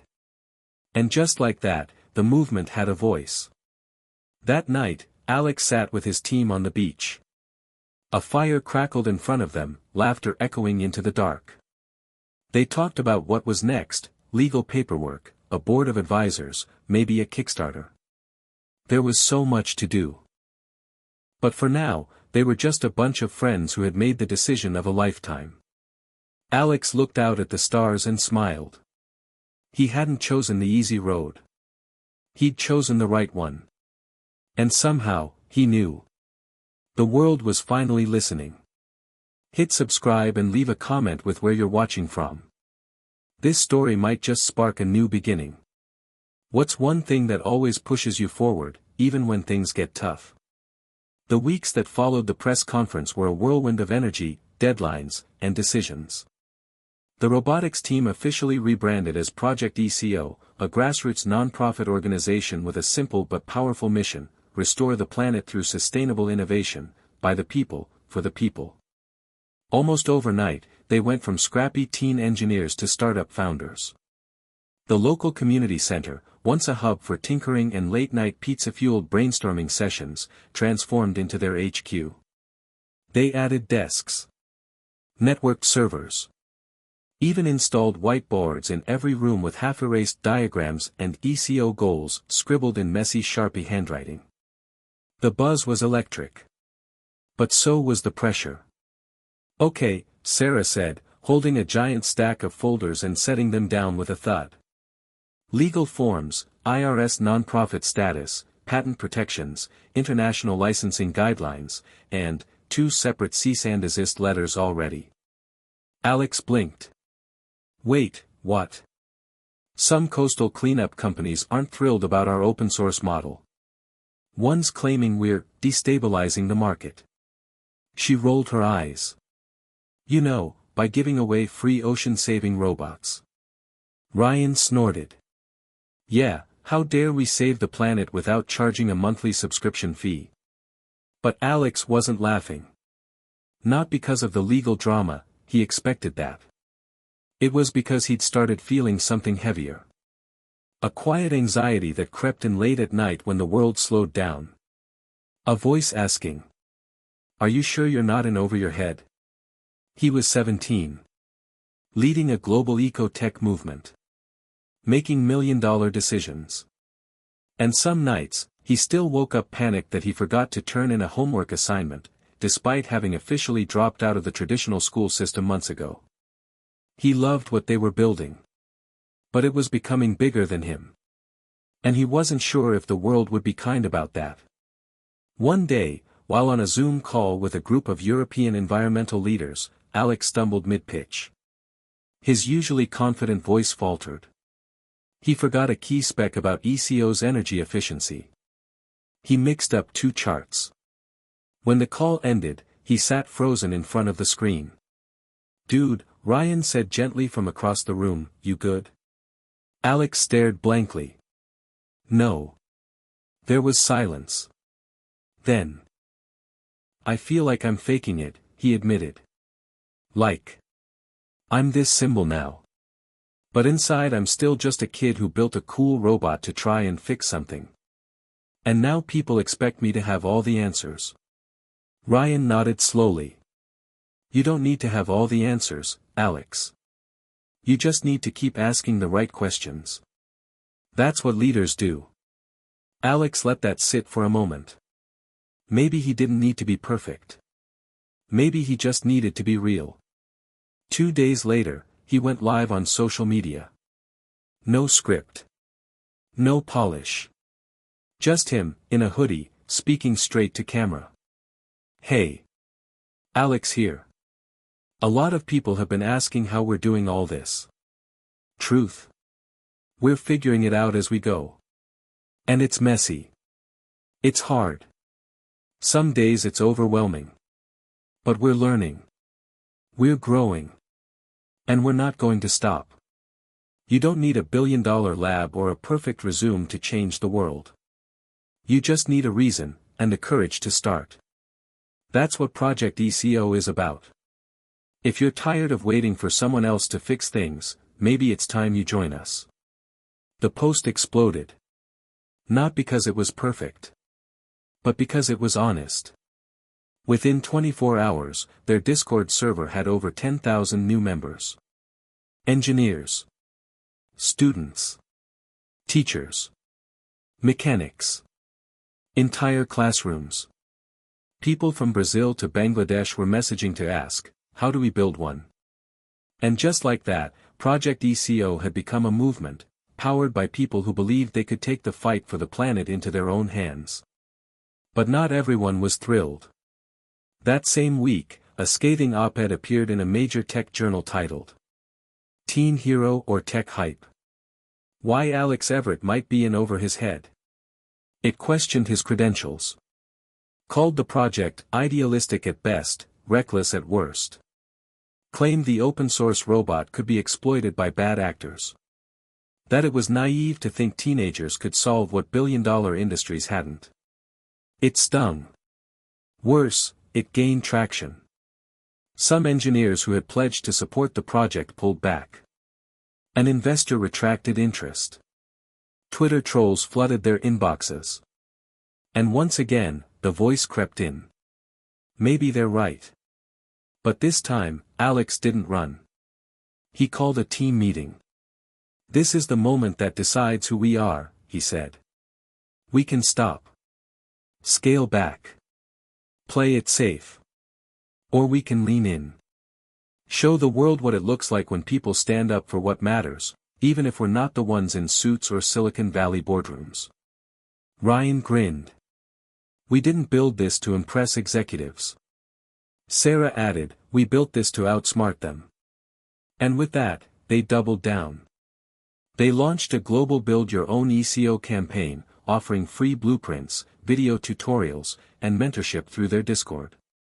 Within a week, 200 prototype builds had been logged in 19 countries. They started the Plastic to Purpose initiative, partnering with small communities to use recycled plastic to manufacture local robot shells. They hosted live Q&As with grassroots engineers and climate activists, not celebrities.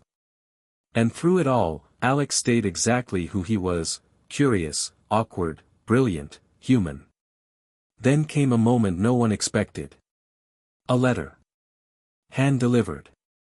It was from Elon Musk. Short. To the point. Saw the op-ed, ignore the noise. You're doing real work. Keep building. E. Alex stared at the paper in silence for a long time. He didn't need validation. But it felt damn good. That night, Alex sat at his desk, watching as new ECO bot builds popped up across the globe. Kids in Uganda.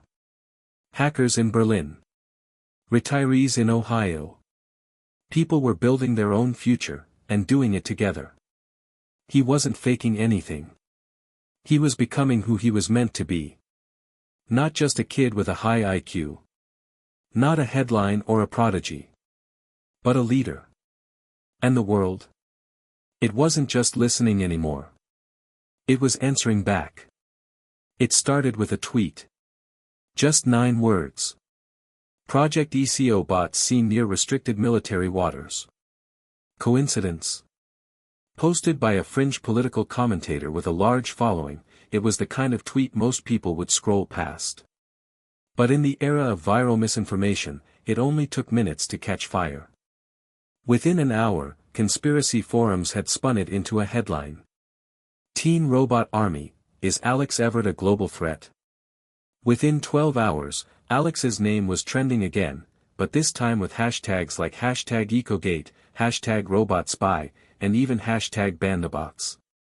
The chaos that followed would test everything Project ECO had built. Alex woke up the next morning to 30 missed calls, 6 urgent text threads, and a pounding on his front door. It was Ryan, out of breath, holding his phone. "Bro. You need to see this. Now." They crowded around Alex's laptop and opened the trending page.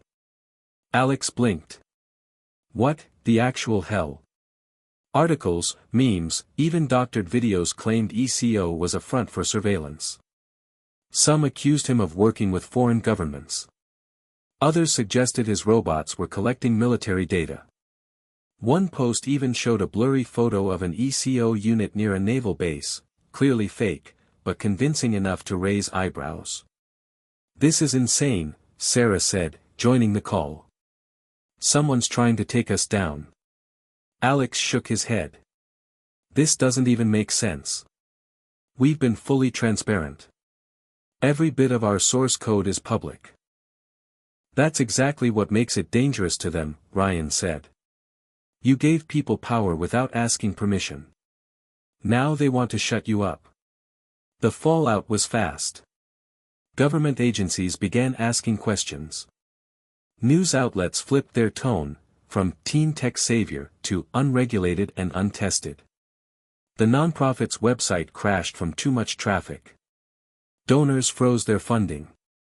A senator even demanded an investigation into foreign-manipulated eco-technologies threatening national security.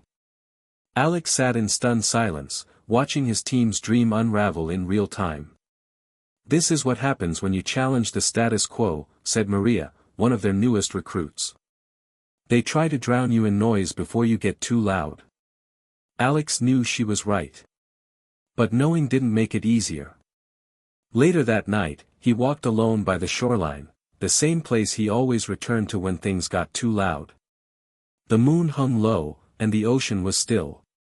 But inside, Alex felt like everything was collapsing. He thought about quitting. Just walking away. Leaving it all behind. Letting someone else carry the weight. He was tired, exhausted, really, from being the face of something bigger than he'd ever intended to build. And then, almost like the universe answering his thoughts, a message popped up on his phone. It was a video. Sent by a teacher in the Philippines. In it, a classroom of students stood next to their handmade ECO unit, proudly explaining how it had cleaned a nearby river of plastic waste for the first time in years. At the end of the video, the entire class chanted in unison. "Thank you, Project ECO. Don't stop. We believe in you." Alex felt his throat tighten. This was why he started. Not to be a symbol. Not to prove himself to the world. But to help it. The next morning, Alex called an emergency meeting. The team looked tired. Frustrated. Some were scared. "We're under attack," he said, voice calm but steady. "And not just us. The whole idea behind this project. Open access. Global collaboration. Decentralized solutions. All of it threatens the way big institutions have always worked." He paused, letting that sink in. "So we have a choice. We either cave, or we rise. Ryan straightened in his chair. We rise. Sarah nodded. Damn right we do. They launched Project ECO, transparent mode that afternoon. Every piece of the robot's development, from hardware testing to real-time code commits, was live-streamed on a new public portal. They offered open Q&As. Collaborated with international watchdogs. Even invited skeptical journalists into their lab, 24/7. And then Alex took it one step further. He sat down in front of a camera and addressed the world directly. We've been accused of being dangerous. Of hiding things. Of being naive. Here's the truth, we're none of those things. We're just people who believe that fixing the planet shouldn't be proprietary. If you're afraid of ECO, ask yourself why. Is it because a group of young people built something governments couldn't? Is it because it works? This isn't about us anymore. It's about power. And for the first time, that power doesn't belong to politicians or corporations. It belongs to anyone willing to pick up a blueprint and make a difference. The live stream hit 1 million views in under 4 hours. And then something unexpected happened. People began to push back against the smear campaign. Hashtags flipped from hashtag ban the bots to hashtag #WhereIsECO. Teachers, scientists, students, thousands of them, posted their own ECO stories. Videos, photos, letters of support. Proof that the bots weren't just working, they were inspiring change. It was no longer a story about one boy. It was a story about all of them. A week later, the senator who'd called for an investigation publicly walked back his statements. The fake photos were debunked. And the smear campaign? Traced back to a lobbying group tied to a massive multinational waste management company. The truth was out. Alex wasn't a threat. He was a catalyst. And now, there was no stopping what had been started. That night, the team gathered back at the beach for the first time in weeks. The fire crackled. The stars blinked down in quiet witness. Alex looked around at the faces that had become his family. You know, he said, there's still a long way to go. Still a planet to fix. Still fights ahead. Ryan nodded. Yeah. But now the world knows we're not going anywhere. Sarah raised her marshmallow like a toast. To ECO. Built by the people, for the planet. Everyone laughed, clinked sticks. And as the flames danced into the sky, Alex smiled, not because the chaos had ended, but because he finally understood something that had been true from the beginning. Movements don't break when challenged. They burn brighter. It started with a knock on the community center's glass door. Alex looked up from his desk, where blueprints and emails were stacked in a chaotic masterpiece of workaholic engineering. Outside stood a man in a sleek black suit, hair gelled with purpose, and an aura that screamed, "I'm not here to play nice." Alex Everett, the man said, stepping inside. Name's Curtis Lang. I represent Nexen Industries. We should talk. Alex blinked. Nexen. One of the largest private tech firms in the world. Known for automation, military contracts, and swallowing up smaller startups like a corporate black hole. This couldn't be good. They sat in the meeting room, Alex on one side, Curtis and his assistant on the other. Sarah stood behind Alex with arms crossed, radiating healthy skepticism. Curtis leaned forward, clasping his hands like a high-stakes poker player. We've watched Project ECO grow. Impressive work, he said. Which is why Nexen wants to partner.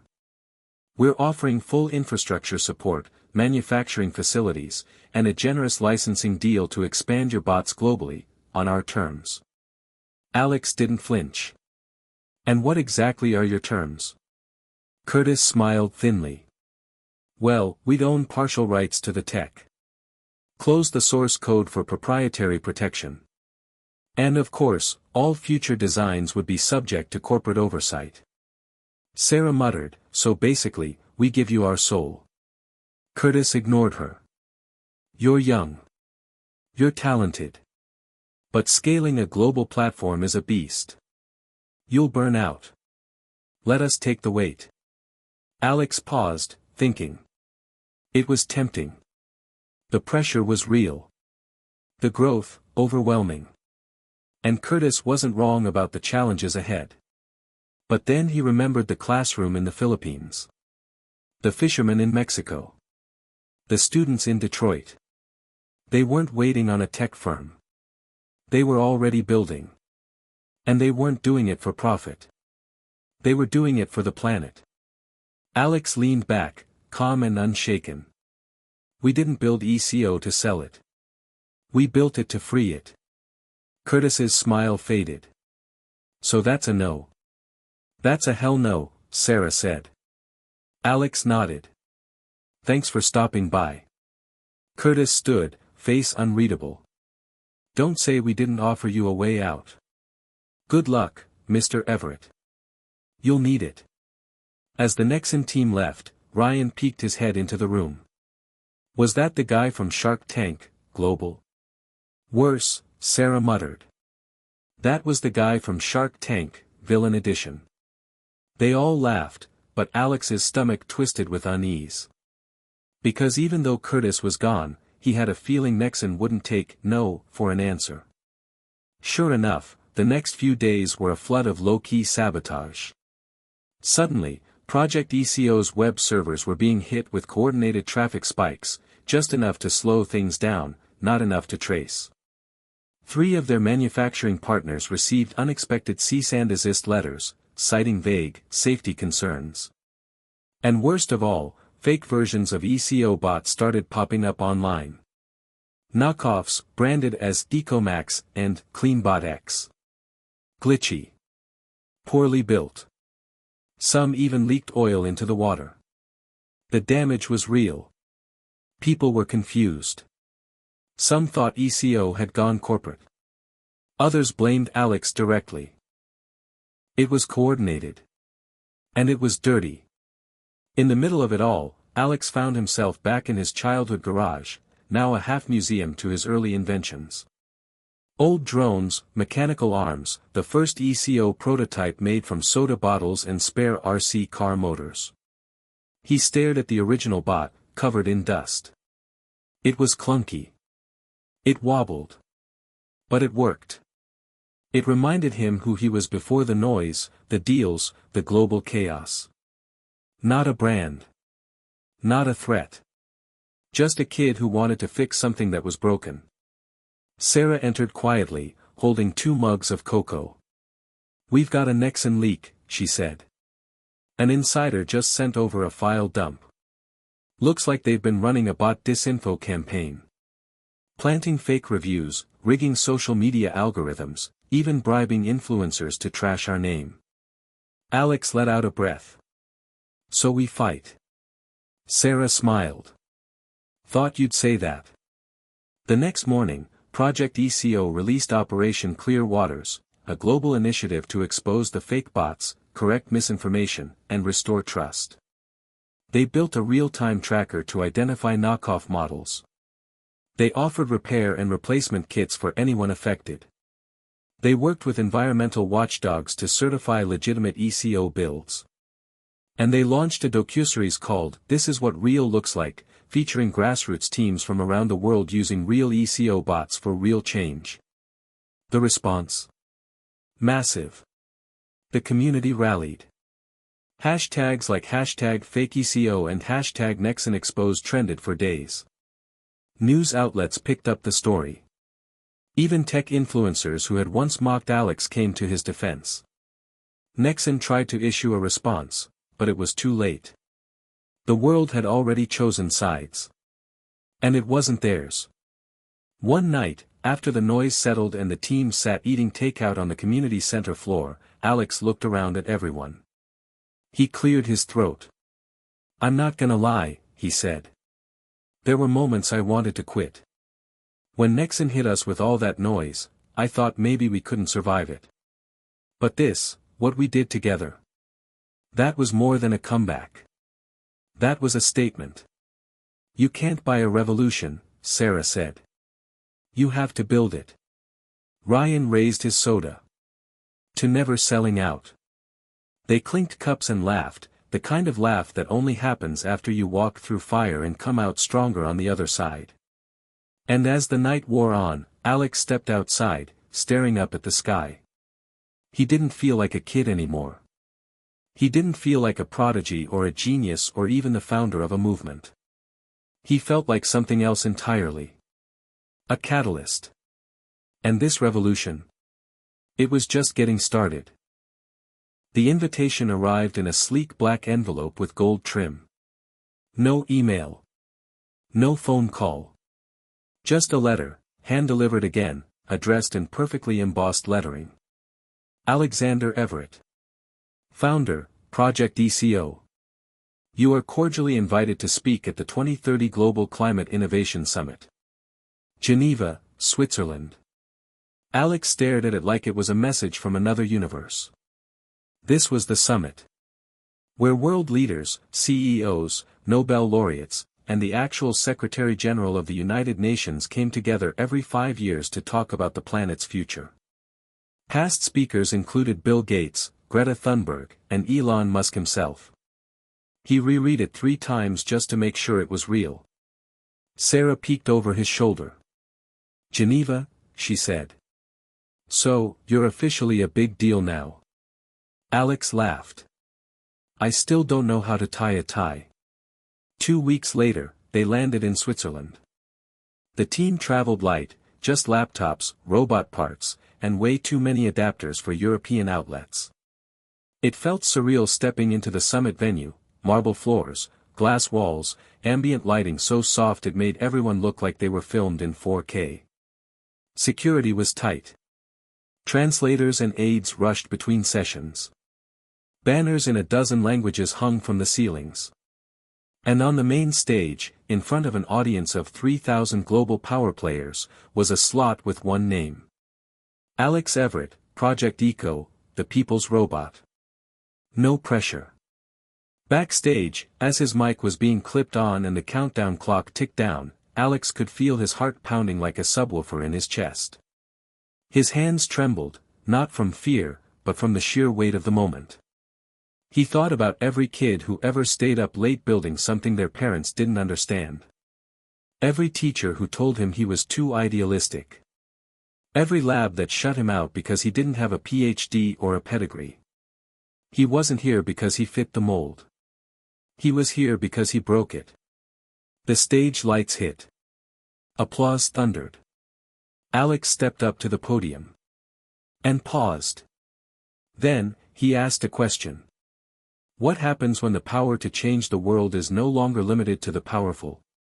A hush fell over the room. I'm not a billionaire. I'm not a politician. I'm not even old enough to rent a car. But last year, in a garage in a small American town, we built a robot that could clean an entire coastline by itself. And we gave it away. For free. Why? Because the planet doesn't need another product. It needs a revolution. Not one led by corporations, but by communities. He paused, scanning the room. Project ECO isn't about me. It's about a movement. One powered by high school students in Bangladesh, mechanics in Detroit, and kids in Kenya who built an ECO bot out of junkyard scrap. This isn't the future of green tech. It's the future of access. He clicked a remote. Behind him, a massive screen displayed hundreds of photos, ECO bots built by people around the world. Smiling faces. Clean water. Shorelines that hadn't seen life in years. This is what change looks like. Not in boardrooms. On the ground. The applause was thunderous. Some people stood. Some cried. Some, he could tell, were rethinking everything. After the talk, the team was mobbed. Investors, NGOs, climate scientists, startup founders, everyone wanted a piece of ECO. But this time, Alex was ready. He turned down offers with poise. Redirected every conversation back to the mission. Encouraged collaboration, not control. Spoke like someone who had learned that the loudest voices don't always come from the biggest rooms, but sometimes from garages, beaches, and Discord servers. In a side meeting, a UN official approached with a bold proposition. We'd like ECO to become part of a global initiative to equip small island nations with autonomous environmental tech. Funded. Supported. Locally operated. Alex's heart skipped. On one condition, he said. Every blueprint stays public. The official smiled. That's what we were hoping you'd say. Back at the hotel, Sarah flopped onto the bed with a dramatic sigh. Did we just get invited to change the entire global response to climate collapse? Alex collapsed into a chair, still in his conference suit. I think we did. Ryan, scrolling through his phone, looked up.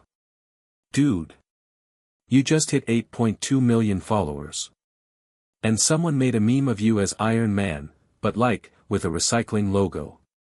Alex chuckled. Please no. But beneath the exhaustion, there was a sense of arrival.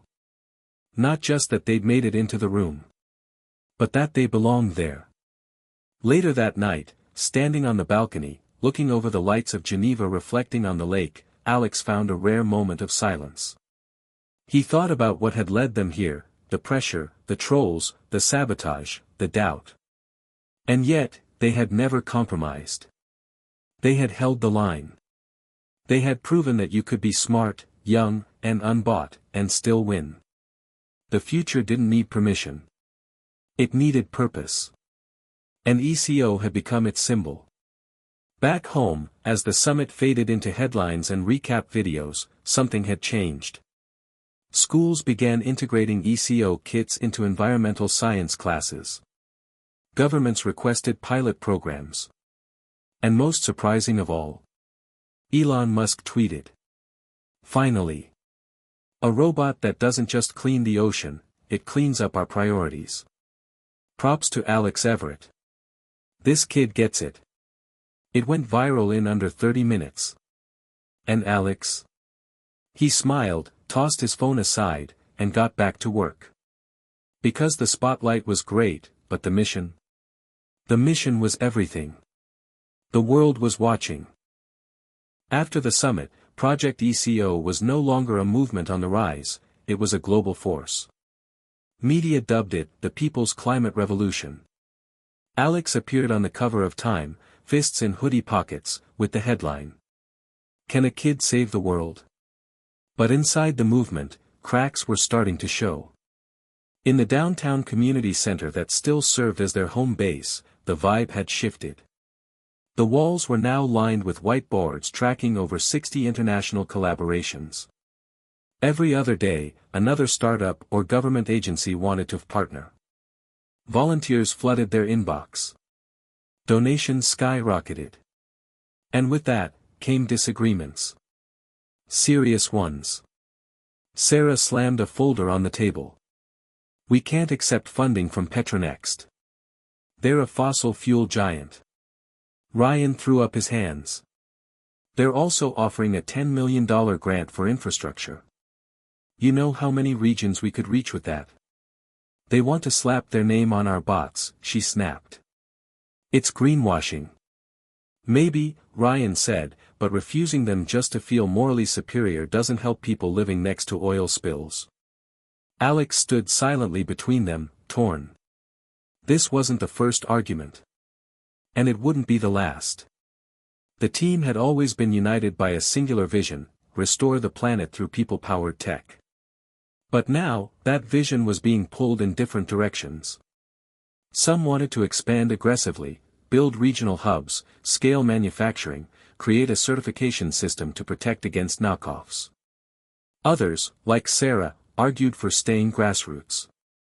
Open source, decentralized, and completely free of corporate or political influence. Once we start building gates, she warned, we're not ECO anymore. We're just another system. Alex tried to mediate, but the pressure was mounting. And it wasn't just internal. A leaked report hit the internet, an independent tech watchdog claimed some ECO builds in developing regions were failing due to improper assembly or lack of training. Critics pounced. Decentralized ecotech is dangerous without oversight. Alex Everett's dream is falling apart. The people's robot might be poisoning rivers. Even though the majority of bots were working perfectly, and saving ecosystems, those few failures became the headline. Suddenly, journalists weren't just requesting interviews. They were demanding accountability. That week, Alex was invited to a high-stakes roundtable with global regulators, UN officials, NGO leaders, scientists. All of them asking one question. What's your governance model? He didn't have one. Project ECO had grown too fast, too far. It was still running like a startup, no hierarchy, no board, no real structure. And now, the world needed more than passion. It needed proof that ECO could survive itself. Alex sat alone that night, flipping through his old sketchbook. Page after page of rough designs, wild dreams, mission statements scribbled in the margins. People, not profit. Access, not permission. A future we build together. But now, he was at a crossroads. Could they grow and stay true? Could you scale a revolution without selling it out? And more importantly, could he let it? The next day, Alex called an all-hands meeting. He stood at the front, not with answers, but with a question. What happens when our dream gets too big for our own hands? Silence. Then he continued. We're not kids in a garage anymore. We're a movement with real impact, real risk, and real consequences. We can't fake our way through the next phase. That's why I'm proposing we build something new. A decentralized governance system. One where every contributor has a voice. Every region gets a vote.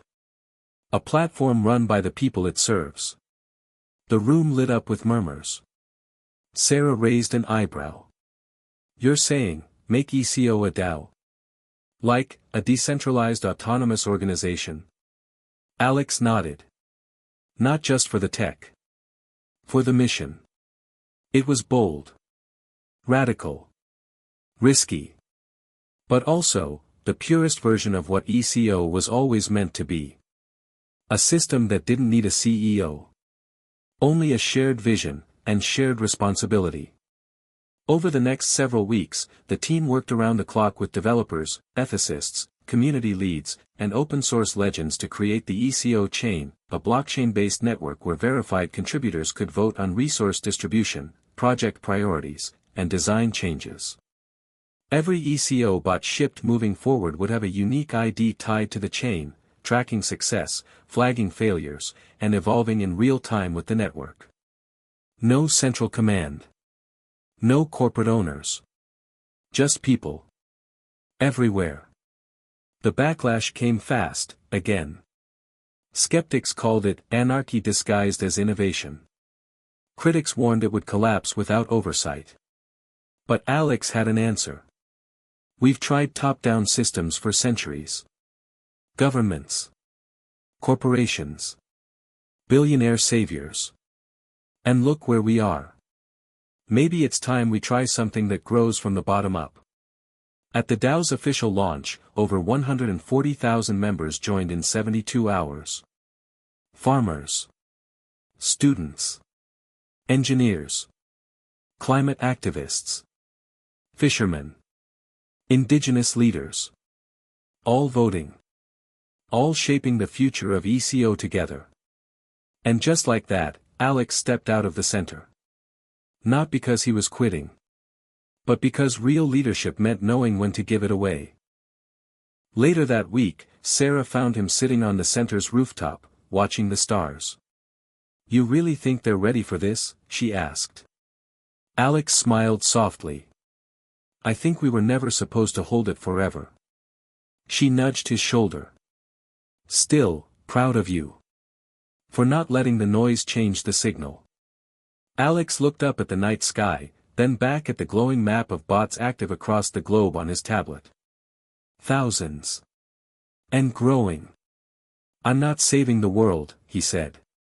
But I might have helped give it back to the people. Alex always believed the greatest threat to Project ECO would come from the outside, from billion-dollar corporations, from corrupt governments, from systems built to resist change. He never expected it to come from within. It began as a whisper in the Dow forums. A vote had been quietly passed in a regional sub-chain, somewhere in Eastern Europe. At first glance, it seemed harmless, a request for modified firmware to better handle local climate conditions. But when the bots powered by that firmware started going dark, ceasing communication with the main network, people took notice. Then came the photos. ECO units retrofitted with surveillance gear. Facial recognition cameras. Microphones. Someone was weaponizing the bots. Alex stared at the images in disbelief, his mind racing. They'd built ECO to clean, to heal, not to spy, not to control. What the hell is this? Ryan asked, pacing behind him.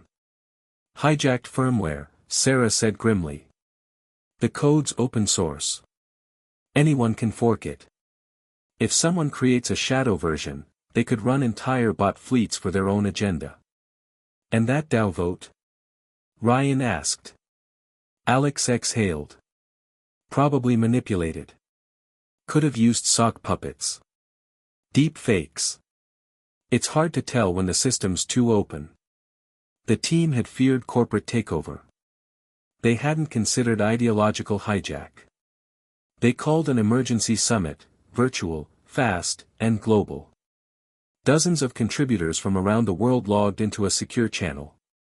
On screen were community leaders, coders, educators, volunteers, some in suits, some in dorms, some broadcasting from literal jungle clearings with shaky Wi-Fi. Alex didn't waste time. We have rogue forks. Real ones.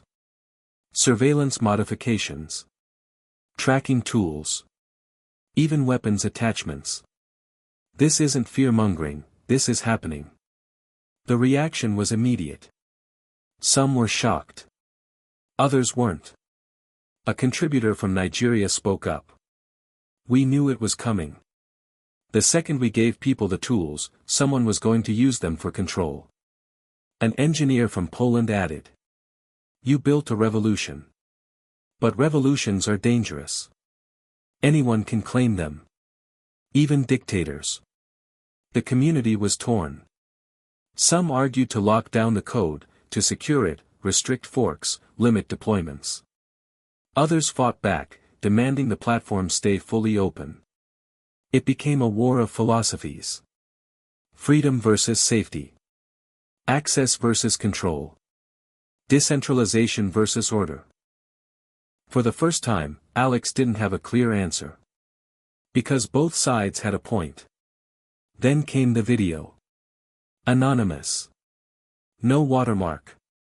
Uploaded to decentralized platforms and mirrored across thousands of servers before moderators could react.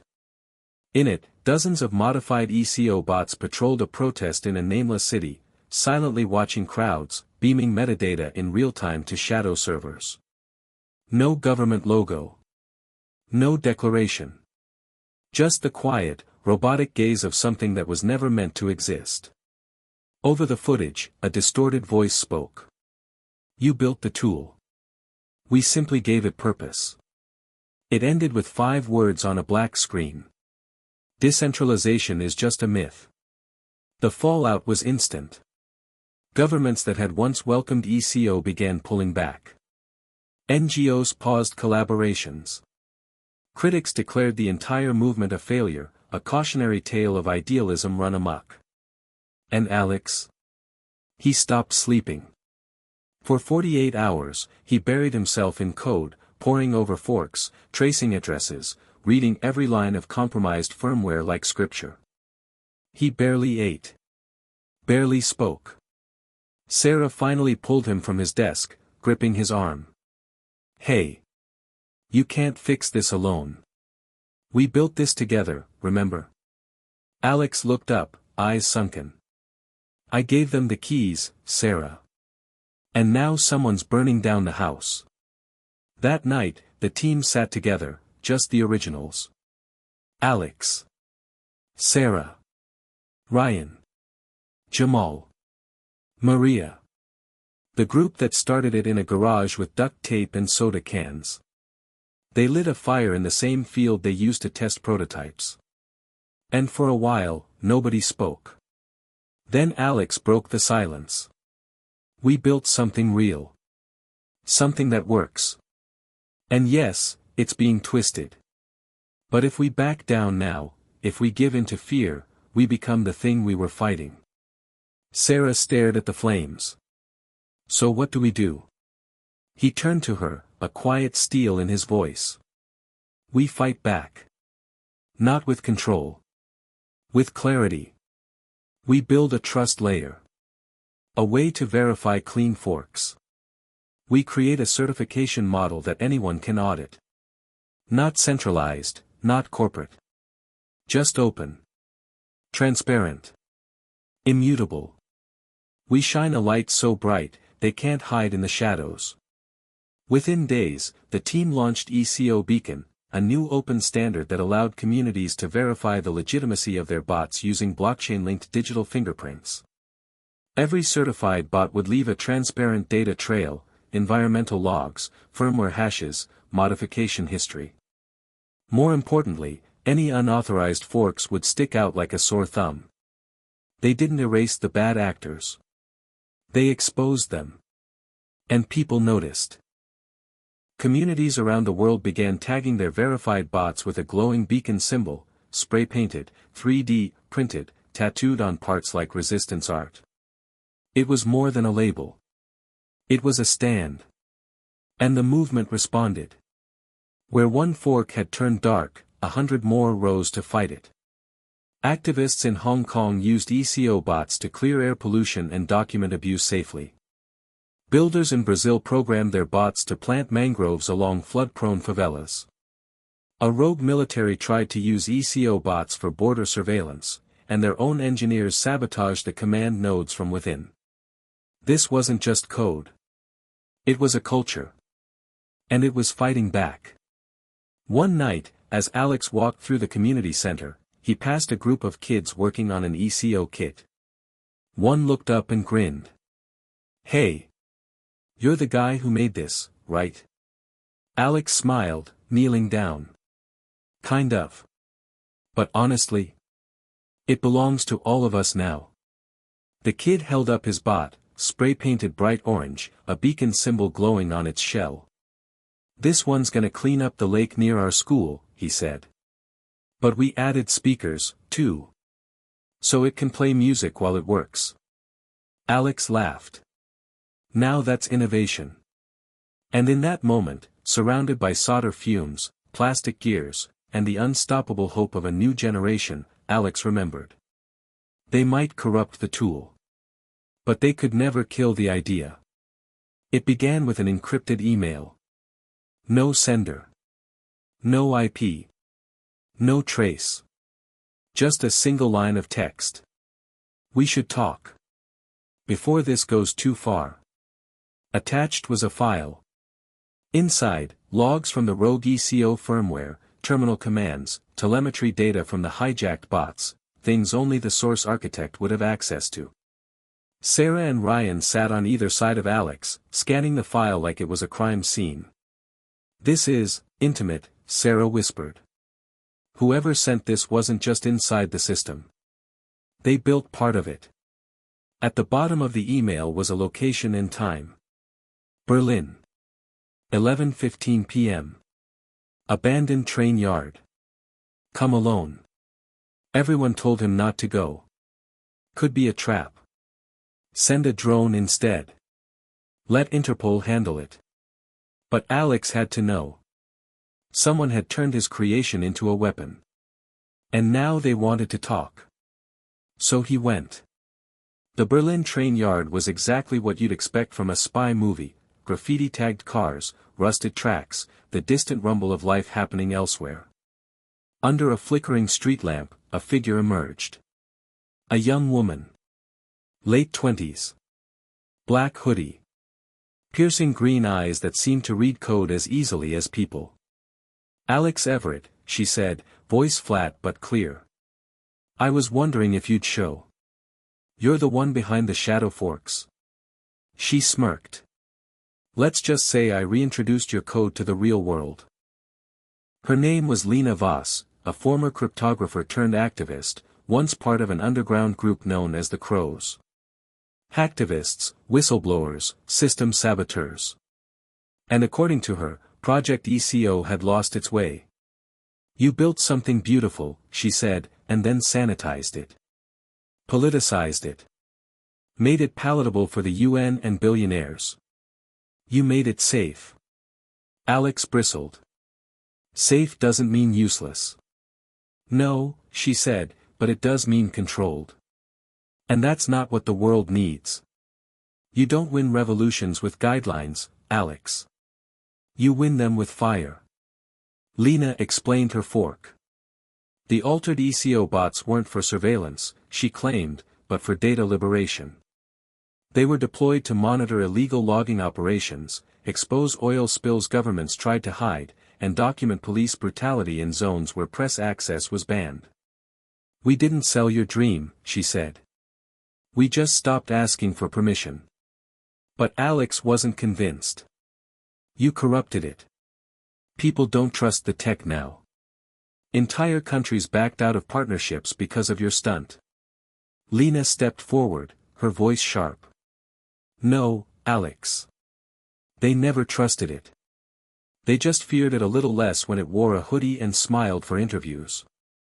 The conversation grew tense. Lena accused him of building a revolution with corporate training wheels. Alex accused her of hijacking something that people actually believed in. And yet, beneath the heat, there was something else. Respect. Recognition.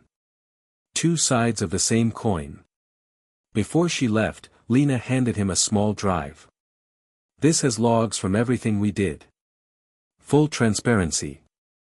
And maybe, a blueprint for a version of ECO the world actually needs." "Why give me this?" Alex asked. She shrugged. "Because if you don't build the next version, someone worse than me will." Back in the hotel, Alex sat at his laptop and opened the drive. Sarah walked in, still furious he went alone. "Did she try to kill you?" she said flatly. "No," Alex said. "Just tried to open my eyes." The data was overwhelming: video of illegal deforestation in the Amazon, emissions dumps in China, unauthorized chemical testing sites in rural Eastern Europe. All captured by bots Lena's team had reprogrammed. They weren't just spying. They were watching the watchers.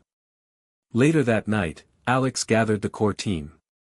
"I think we've been trying to build a neutral tool," he said, "but maybe that's the problem. Maybe in a world full of injustice, neutral is just another word for complicit." Ryan frowned. "So what are you saying?" "I'm saying, maybe we need two ECOs." Silence. Sarah leaned forward. "Explain." "One stays as it is, community-driven, peaceful, educational. But the other? The dark mirror. It's for exposing corruption, uncovering damage, going where no press or policy can. We don't control it. But we build a framework where it can be used ethically, with transparency, with consent, with accountability." Maria crossed her arms. "You really think we can build a moral watchdog without it becoming a monster?" Alex paused. "I don't know. But if we don't, someone else already is." And just like that, Project ECO began to evolve, not just as a tool for healing the planet, but as a mechanism for justice, truth, and radical transparency. Two sides. Two missions. One heartbeat. They named the new branch ECO, Vigil. It wasn't advertised. It wasn't for the public. But it existed, in encrypted forums, underground networks, whispered channels. And in places where truth was dangerous, it became a light in the dark. Alex didn't sleep that night. Not because he was afraid. But because for the first time in a long time, he realized the truth. Saving the world wasn't going to be clean. It was going to be complicated. And maybe, just maybe, that was okay. They called it the Istanbul incident.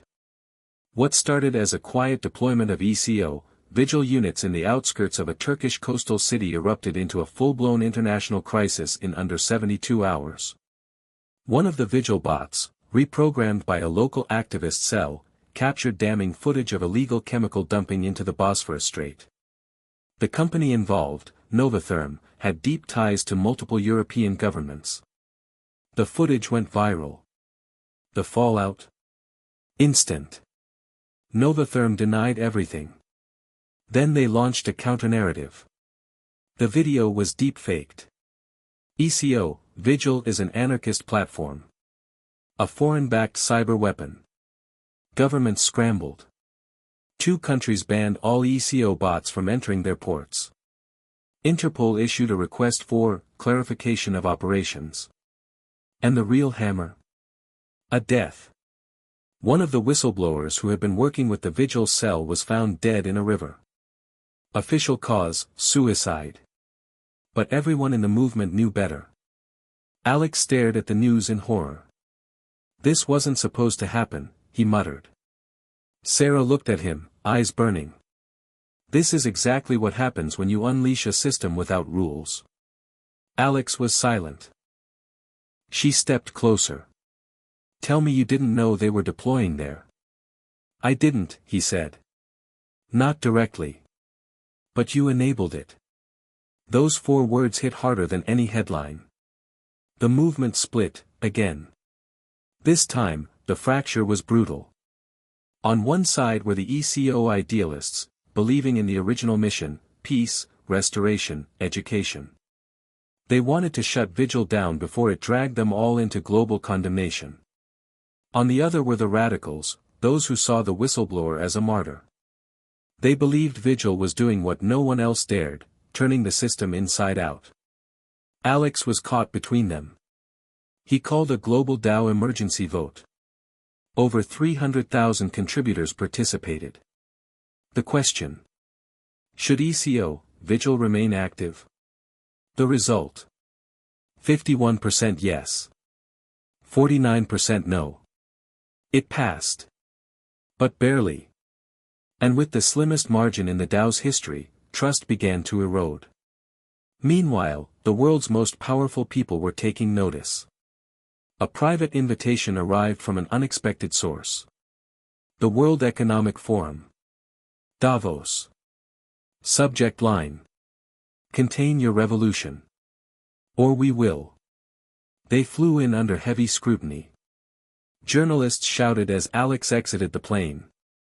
Protesters lined the streets on both sides, some cheering, others holding signs that read: No to vigilant state. Techno-utopia kills. At the WEF summit, Alex sat in a room with the elite of the elite, presidents, CEOs, diplomats, defense contractors. A gray-haired executive leaned in. You've created a ghost army, Mr. Everett. A swarm of robots with no master, no rules, no borders. That's not innovation. That's insurgency. Another chimed in. This isn't a debate anymore. It's a matter of national security. Alex stayed calm, but inside, he was boiling. He knew what they wanted. Control. Licensing. Oversight. Backdoors. And worst of all, ownership. They weren't afraid of the bots. They were afraid of the idea. When Alex returned to his hotel, he found a message scrawled on the mirror in lipstick. They're coming. Burn the logs. L. Lena. He didn't know how she'd gotten past security. But he didn't question it. The next day, 3 ECO data nodes in Southeast Asia were hit with coordinated cyber attacks. Several regional contributors were arrested for cybercrime facilitation. A leaked internal memo revealed that Novatherm was working with military contractors to build their own version of ECO bots, privatized, weaponized, and classified. It was no longer theoretical. The arms race had begun. Back in the US, the team met in their original community center, now fortified like a digital fortress. Alex stood in front of a map littered with alerts, warnings, and deployments. They're building copies. Dirty ones. Private fleets with profit-driven firmware. We're about to lose control of our own invention. Sarah crossed her arms. Maybe we already did. Maria spoke up, voice quiet but clear. So what do we do? Alex stared at the screen for a long moment. Then answered. We go dark. Gasps. You want to shut it all down? Ryan asked. Not shut down, Alex said. Mask. We scramble the network. Recode the registry. Move to peer-to-peer relays. Turn ECO into a ghost protocol. Untraceable. Unstoppable. But invisible. People will think we vanished, Maria said. Maybe for a while, he replied. But the mission can't survive in the spotlight anymore. So, they did it. In one coordinated sweep, the core team initiated Protocol Eclipse, a complete transformation of the ECO network. Code was migrated. Nodes dissolved. Bots rerouted. And from the outside, it looked like ECO had died. The press ran with it. Revolution crushed. Alex Everett in hiding. The end of the people's bot. But those who knew. Those in classrooms, coastlines, refugee camps, flood zones. They saw the new update. They scanned the new beacon. They whispered the new name. Echo, Phantom. A ghost in the machine. A signal that couldn't be silenced. Alex sat in the quiet of their dimmed HQ, staring at a flickering terminal. Sarah sat beside him, handing over a mug of cold coffee. Was this worth it? She asked. He didn't answer right away. Then finally. We drew a line in the sand. And the tide's coming in. She smirked. Then I guess we better build a damn good boat. 2 weeks after ECO, Phantom went dark, the world had mostly moved on. Governments pivoted. Corporations started rolling out their counterfeit, eco-friendly bots. The media lost interest, fixated instead on a celebrity divorce and a lunar tourism disaster. But the people who really mattered? They were listening for whispers. And one of them was about to break the silence. The message came through an old backdoor server Alex had forgotten even existed, something from the early garage days. It wasn't from Lena. It wasn't from anyone in the Dow. Just a name. Raphael Sloan. A whistleblower. And former senior engineer at Novatherm Industries. Raphael was everything the mainstream wouldn't expect, a clean-cut, tie-wearing systems guy who looked more like a professor than a hacker. But the intel he delivered? It was nuclear. He met Alex and Sarah in a nondescript cafe in Geneva, phone in a Faraday bag, hands trembling as he slid over a hard drive. What's on this? Alex asked. Raphael took a deep breath. Proof. That Novatherm is reverse engineering your bots. Using forced labor. In a facility inside Myanmar. Sarah blinked. Wait. Child labor? Raphael nodded. They're calling it Project Ether. They stripped your firmware, added proprietary lockdowns, and repurposed it for surveillance and tactical response. Tactical? Alex said, voice sharp. Combat, Raphael said. It's a military-grade build. They're selling it to private militias. The bots you made to restore wetlands are being used to suppress protests. Alex froze. It was his worst fear, confirmed. Back at the HQ, the team decrypted the drive. What they found was beyond damning. Satellite images of the Myanmar compound. Heat maps of bot deployment zones in conflict areas. Internal memos labeled, Suppression Protocol, Civil Unrest. And worst of all, executives discussing a kill switch. We'll wait until Everett's network is completely off-grid. Then we flip the switch. Every forked unit out there dies. We launch Ether as the solution to chaos. He built the problem. We sell the fix. Sarah's hands were shaking. Ryan paced in circles. Maria cursed under her breath. Alex just stared. I thought we moved too fast, he whispered. Now I think we didn't move fast enough. They had a choice. Sit on the data and protect what remained of Phantom's safety. Or go public. Expose Novatherm. Risk everything. Raphael said it best. You can't fight shadows by staying hidden. You built the most powerful network of truth-tellers on the planet. If you go quiet now, they win. So they made a plan. But not just a leak. A global release event.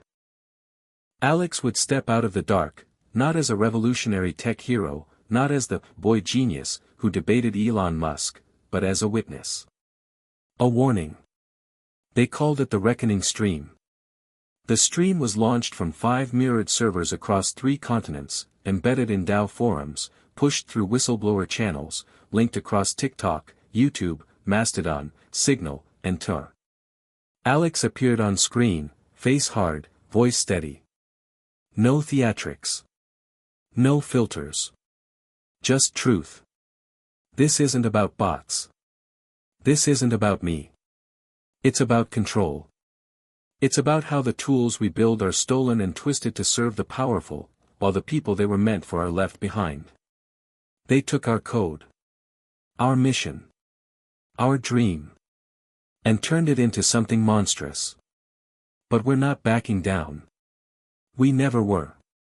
Then came the drop. The recordings. The footage. The memos. The faces of those used, exploited, silenced. And finally. A call to action. If you have an ECO bot, verify it. If you have a voice, use it. If you have power, lend it. And if they try to bury the truth again. He paused, staring directly into the lens. We'll become the roots. The impact was immediate. Novatherm's stock plummeted 45% in 3 days. Whistleblowers from other companies came forward. ECO, Phantom nodes lit up across 60 countries, reactivating with new firmware, decentralized identity shielding, and something new, a strike protocol. Any bot detected with Novatherm's Ether signature would auto-disable it via an open-source viral patch. A digital non-violent resistance. But not everyone was cheering. 3 of ECO's core contributors were detained abroad. A drone strike took out a known vigil repair outpost in Tunisia. And Lena? She went off-grid completely. Her last message was a single line of code. The world was spiraling. The dream was alive again, but the war had changed. ECO was no longer just about saving the Earth. It was about saving agency. About reclaiming technology before it became the next form of tyranny. Late that night, Alex stood on the roof of the center, wind biting through his jacket, phone in hand. A text popped up from an unknown number. You drew first blood. We draw the last. He stared at it for a long time. Then powered off the phone. Turned to Sarah. And said. If they're going to come for us. Then they'd better come hard. Alex couldn't shake the feeling that the world was slowly suffocating. It wasn't just the data streams, the encrypted messages, the bot releases. It was the atmosphere. Like the very air was thick with something heavy, like the weight of hundreds of eyes watching, waiting, calculating. He sat at a cluttered desk, staring at a screen full of blinking alerts. The latest came from Europe. ECO bots in Frankfurt disabled after unmarked military drones identified the relay station. The message was brief, but the implication was clear. It was the first of many strikes. They were moving fast. Sarah entered the room, carrying a tablet. Her face was grim. They've started going after the network nodes. One by one. Thailand's down. Indonesia's down. Brazil's next. The usual targets. Alex rubbed his temples. How do they know? I don't know, Sarah said, voice low. But it's not just military. There's a new player. They're coordinated. Someone with access to the code. They're closing us out. Alex stood up. The walls of the center were closing in. The underground lair that once felt like their fortress now felt like a ticking time bomb. We need a new strategy, he said. Agreed, Sarah replied. But we don't have much time. We're losing momentum, losing ground. We need to think bigger. They'd built something incredible. Something revolutionary. A network of millions of people connected by purpose, built on shared data, open-source collaboration. Yet in the face of a powerful counterattack, ECO, Phantom was becoming a target. It was becoming personal. Suddenly, the door slammed open, and Ryan entered, holding his phone up. Alex. You need to see this. The room quieted as everyone crowded around Ryan's phone, which was showing a live feed from an emergency broadcast system. The anchor was speaking in urgent tones. Breaking news from Washington, D.C. Federal authorities have confirmed that the so-called ECO rebellion is now officially classified as a domestic terrorism threat. A nationwide manhunt has begun for several individuals connected to the rogue artificial intelligence system. These individuals are believed to be linked to the mass disruption of global markets and infrastructure failures. Alex's heart sank. The U.S. government had just labeled them terrorists. It wasn't a warning anymore.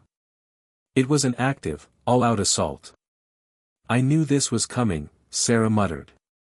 The U.S. doesn't play nice with revolution. Alex stood motionless, his mind racing. They had pushed the envelope.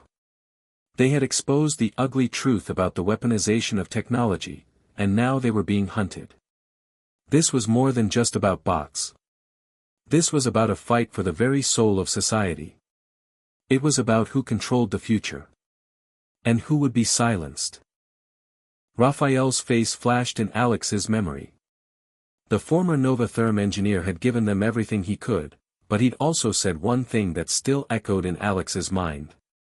They'll come for the nodes. The ones you built and the ones you didn't even know existed. Don't trust anyone who's too clean. They'll turn. And they'll come for you. Alex hadn't understood at the time. But now, with the network under attack, with people vanishing from the movement, he understood all too well. We need to go off-grid, Alex said, his voice steady. Ryan shook his head. No. We can't just hide anymore. They're tracking everything. Your face, my face, everyone. If we vanish now, we lose all credibility. We need to turn the tables. Turn the tables? Alex asked. By doing what? Ryan grinned, his usual cocky smile finally back. By flipping the script. We can still expose them, by going after their secrets. They quickly regrouped, planning their next move. The key, Alex realized, was not to run, not to hide.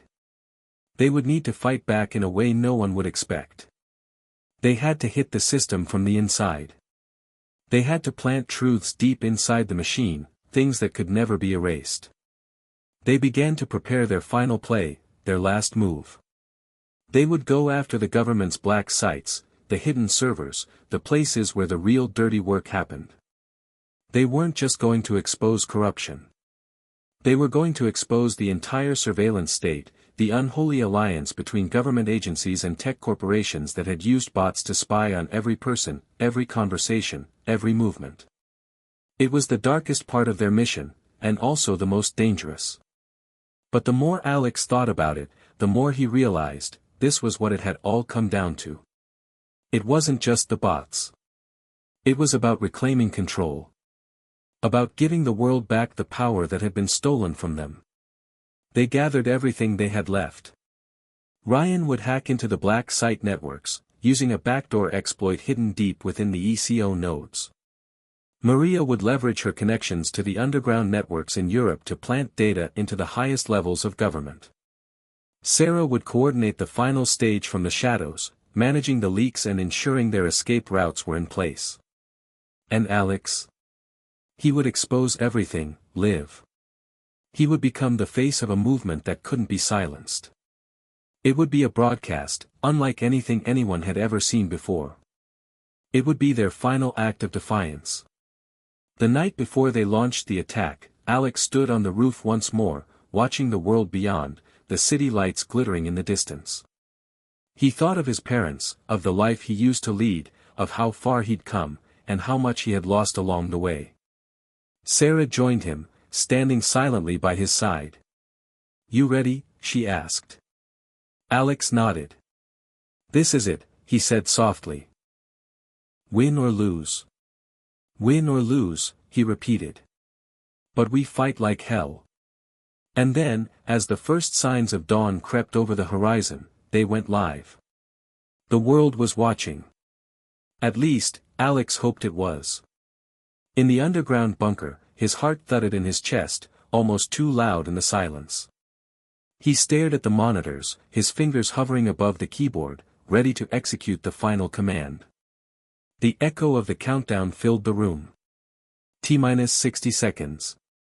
He could feel the weight of it, the weight of everything he had built, everything he had lost. The team had assembled, Ryan, Maria, and Sarah, each of them locked in their roles, each of them preparing for the inevitable chaos that was about to unfold. "Is everything ready?" Alex's voice barely cut through the tension. Ryan didn't look up from his console, his eyes scanning a stream of code. "You've got your channel live. The feed will hit the first wave of global servers in a minute. After that, it's on." Sarah stood by the door, arms crossed, eyes sharp. "We'll have a few minutes before they realize we've breached the government's secure servers. We'll need those minutes to drop everything, everything." Maria, in her usual calm, nodded as she tapped on her own terminal. "We'll keep the underground channels open.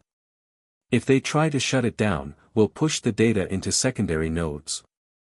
Alex looked at the screen again. The streaming platform was already set. A small, blinking red light indicated they were ready for the broadcast. Everything had been meticulously planned, every detail accounted for. The global server network had been cracked open, backdoors unlocked, and the truth hidden in encrypted data streams was about to come pouring out. And then, the response would come. The plan had been simple. Expose the corruption. Show the world how the government had been secretly funding military operations through surveillance technology, how private corporations had been getting rich off the back of it, while using innocent civilians as pawns in their game.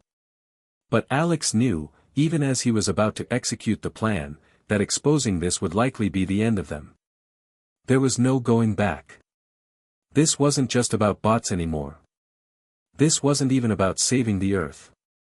This was about taking down an empire of lies. T-minus 30 seconds. Sarah moved closer to him. "Alex, listen to me. Once we start this, there's no turning back. I know you understand that." Alex met her gaze. He knew what she was saying. It wasn't about the bots. It wasn't about the tech. It was about something bigger. Something more dangerous. "I know," he said quietly. "But we can't keep living in a world like this. Where the truth is hidden, and power is used to oppress." She took a deep breath. "I'm with you. We all are." T-minus 15 seconds. Alex's finger hovered over the key. It was now or never. He thought of his parents, how they had raised him to always do what was right, to fight for the underdog, to never accept the status quo. But now, what was the right thing to do? What would it even look like, to be the man he was becoming? 10. His mind flicked to the images of the faces of the people they had exposed. The children, the workers, the innocent lives twisted into suffering. He thought of Lena, who had gone off-grid, her last message haunting him. If they build fire, become water. He understood it now. Resist. Adapt. Fight. 5. And then, the moment came. With a deep breath, Alex slammed his hand down on the key. Send. The broadcast began. Across the globe, the screens flickered. All at once, millions of devices lit up, showing a single, static image, Alex's face, calm and resolute, staring directly into the camera. And then, his voice, loud and clear. To anyone who's listening, I am Alex Everett. What you are about to see is the truth. This is the world we live in, one where those with the power hide behind shadows, where the wealthy and the corrupt use technology to control us, to manipulate us, and to destroy everything we've fought for. The video cut to images, the black sites, military warehouses, corporate logos flashing. Disconnected video clips of innocent lives affected, broken families, suppressed uprisings. Then, a list appeared on the screen. It was a list of names. High-ranking officials, CEOs, tech moguls. People who have been complicit in turning the very tools meant to help the world into weapons of destruction. These are the people responsible. The ones who've stolen from us, from the earth, from our future. The truth is hidden in their files. And now, it's been laid bare for all to see. The feed kept cutting between images of protests and revolts, the outcry from people who had finally seen the truth for themselves. The reality of the world that had been covered up for so long. But then, something shifted. The feed started to stutter. For a brief moment, everything froze. Alex's face glitched out. The lights above flickered. Then, a loud, screeching noise filled the room. They're attacking the broadcast. They're trying to hijack it. Maria shouted, panic in her voice. Alex's heart sank. He'd expected this. The system wouldn't let them get away with this. The government, the corporations, they wouldn't let this information spread like wildfire. They would fight back. Shut it down, Ryan said urgently, slamming a series of keys. Now. We need to protect the backup servers. But Alex held his ground. No. We leave it on. They could hear the static now, the angry screeching sound growing louder. The truth is out there now, Alex's voice came through the noise. And it's not going away. No matter what they do. No matter how hard they fight. We're not backing down. And then the video cut to black. Alex stood, breathing hard. His palms were sweating. What now? Sarah asked, stepping closer, her face tense. Alex looked at the team. They'd done it. They'd exposed the truth. But they hadn't won yet. The world, as Alex knew it, was coming apart at the seams. When the broadcast cut to black, the immediate aftermath was pure chaos. The world's news agencies scrambled for answers, broadcasters replayed fragments of the interrupted stream, and the governments that had spent billions building their surveillance states reacted swiftly and violently.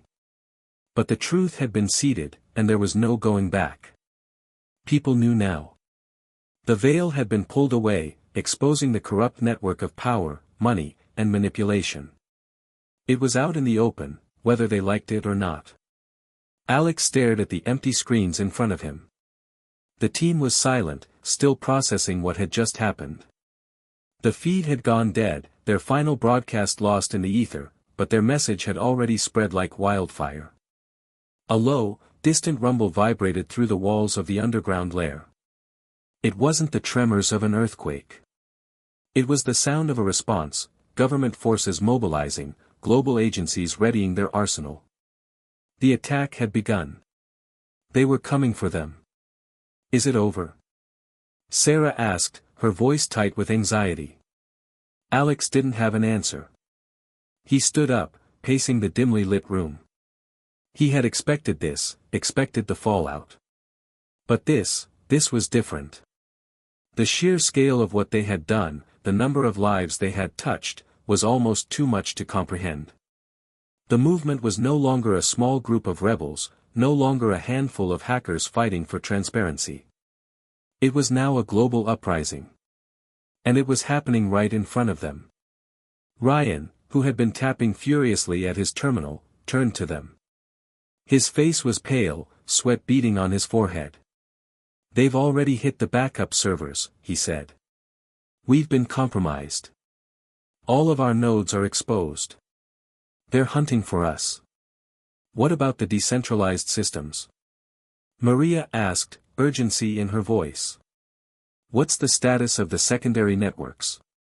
Ryan shook his head. "They're tracing everything. The secondary networks will buy us time, but not much. We're on the clock now. They'll start shutting us down one by one. We need to vanish. Fast." Alex's mind raced. They had known the risk. But they'd never expected it to escalate like this. Not so quickly, not so completely. The door to the bunker slammed open, and Raphael stumbled in, his face ashen. "They know.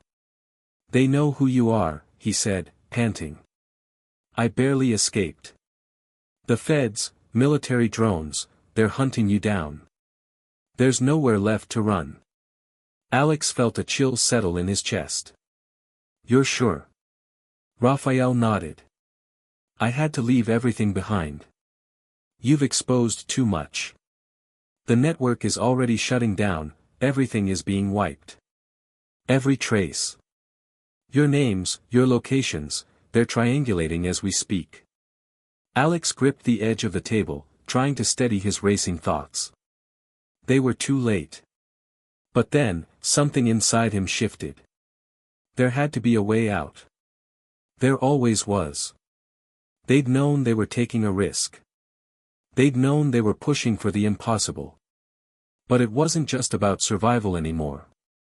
It was about something more important, about the revolution they had ignited. "We don't run," Alex said, his voice steady. "We face them head on. If they want us, they can come for us." The team looked at him in silence for a moment. It was clear that they were all prepared for what was to come. But there was no fear now. Not in the way there had been when they first started out. No. Now, there was only resolve. Maria took a breath, then nodded. "You're right. If we hide now, they'll win. We've given the world a taste of the truth. We can't back down now." Sarah stepped forward, her eyes fierce. "Then we fight. We fight until the very end." Ryan punched a button on his console, and the countdown began once more. This time, it was different.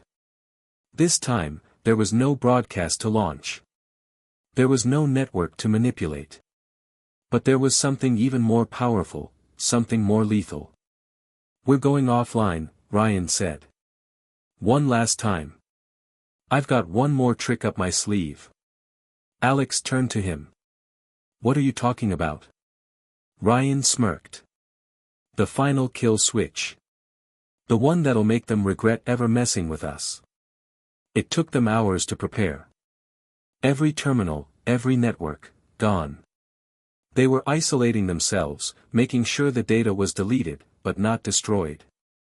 They were creating one final burst, a message to the world, one that couldn't be erased. Alex watched as Ryan typed rapidly, setting up the code that would trigger the final response. The moment the switch was flipped, it would broadcast to every corner of the internet, to every person who had ever connected with them. It wasn't just a message anymore. It was a warning. "We're going to turn their own system against them," Ryan explained as he worked. "The data we've infiltrated, the bots we've created, if we flip this, we can control the narrative. It's a message they'll never be able to undo. They'll have to live with it." Alex nodded. "Do it." As the final lines of code were input, the room fell silent. Ryan's finger hovered above the final command. This was it. One click. One final strike. "This is it," Ryan said, looking up at Alex one last time. The world waited. The monitors lit up, and for a brief moment, the team saw their faces flash across every screen. But this time, it wasn't Alex speaking. It wasn't their usual broadcast. This time, the message was crystal clear: they were not the enemy. The real enemy was anyone who thought they could keep the truth hidden forever. Every government server, every surveillance system, every piece of data was now tainted with the truth they had exposed. And there was no erasing it. As the final echoes of the broadcast faded, Alex leaned back in his chair. They had done it. They had won. The fight was over. But it wasn't the end. It was only the beginning. Weeks passed. The world was in turmoil. Governments scrambled to regain control, but the revolution they had sparked was unstoppable. The truth was out.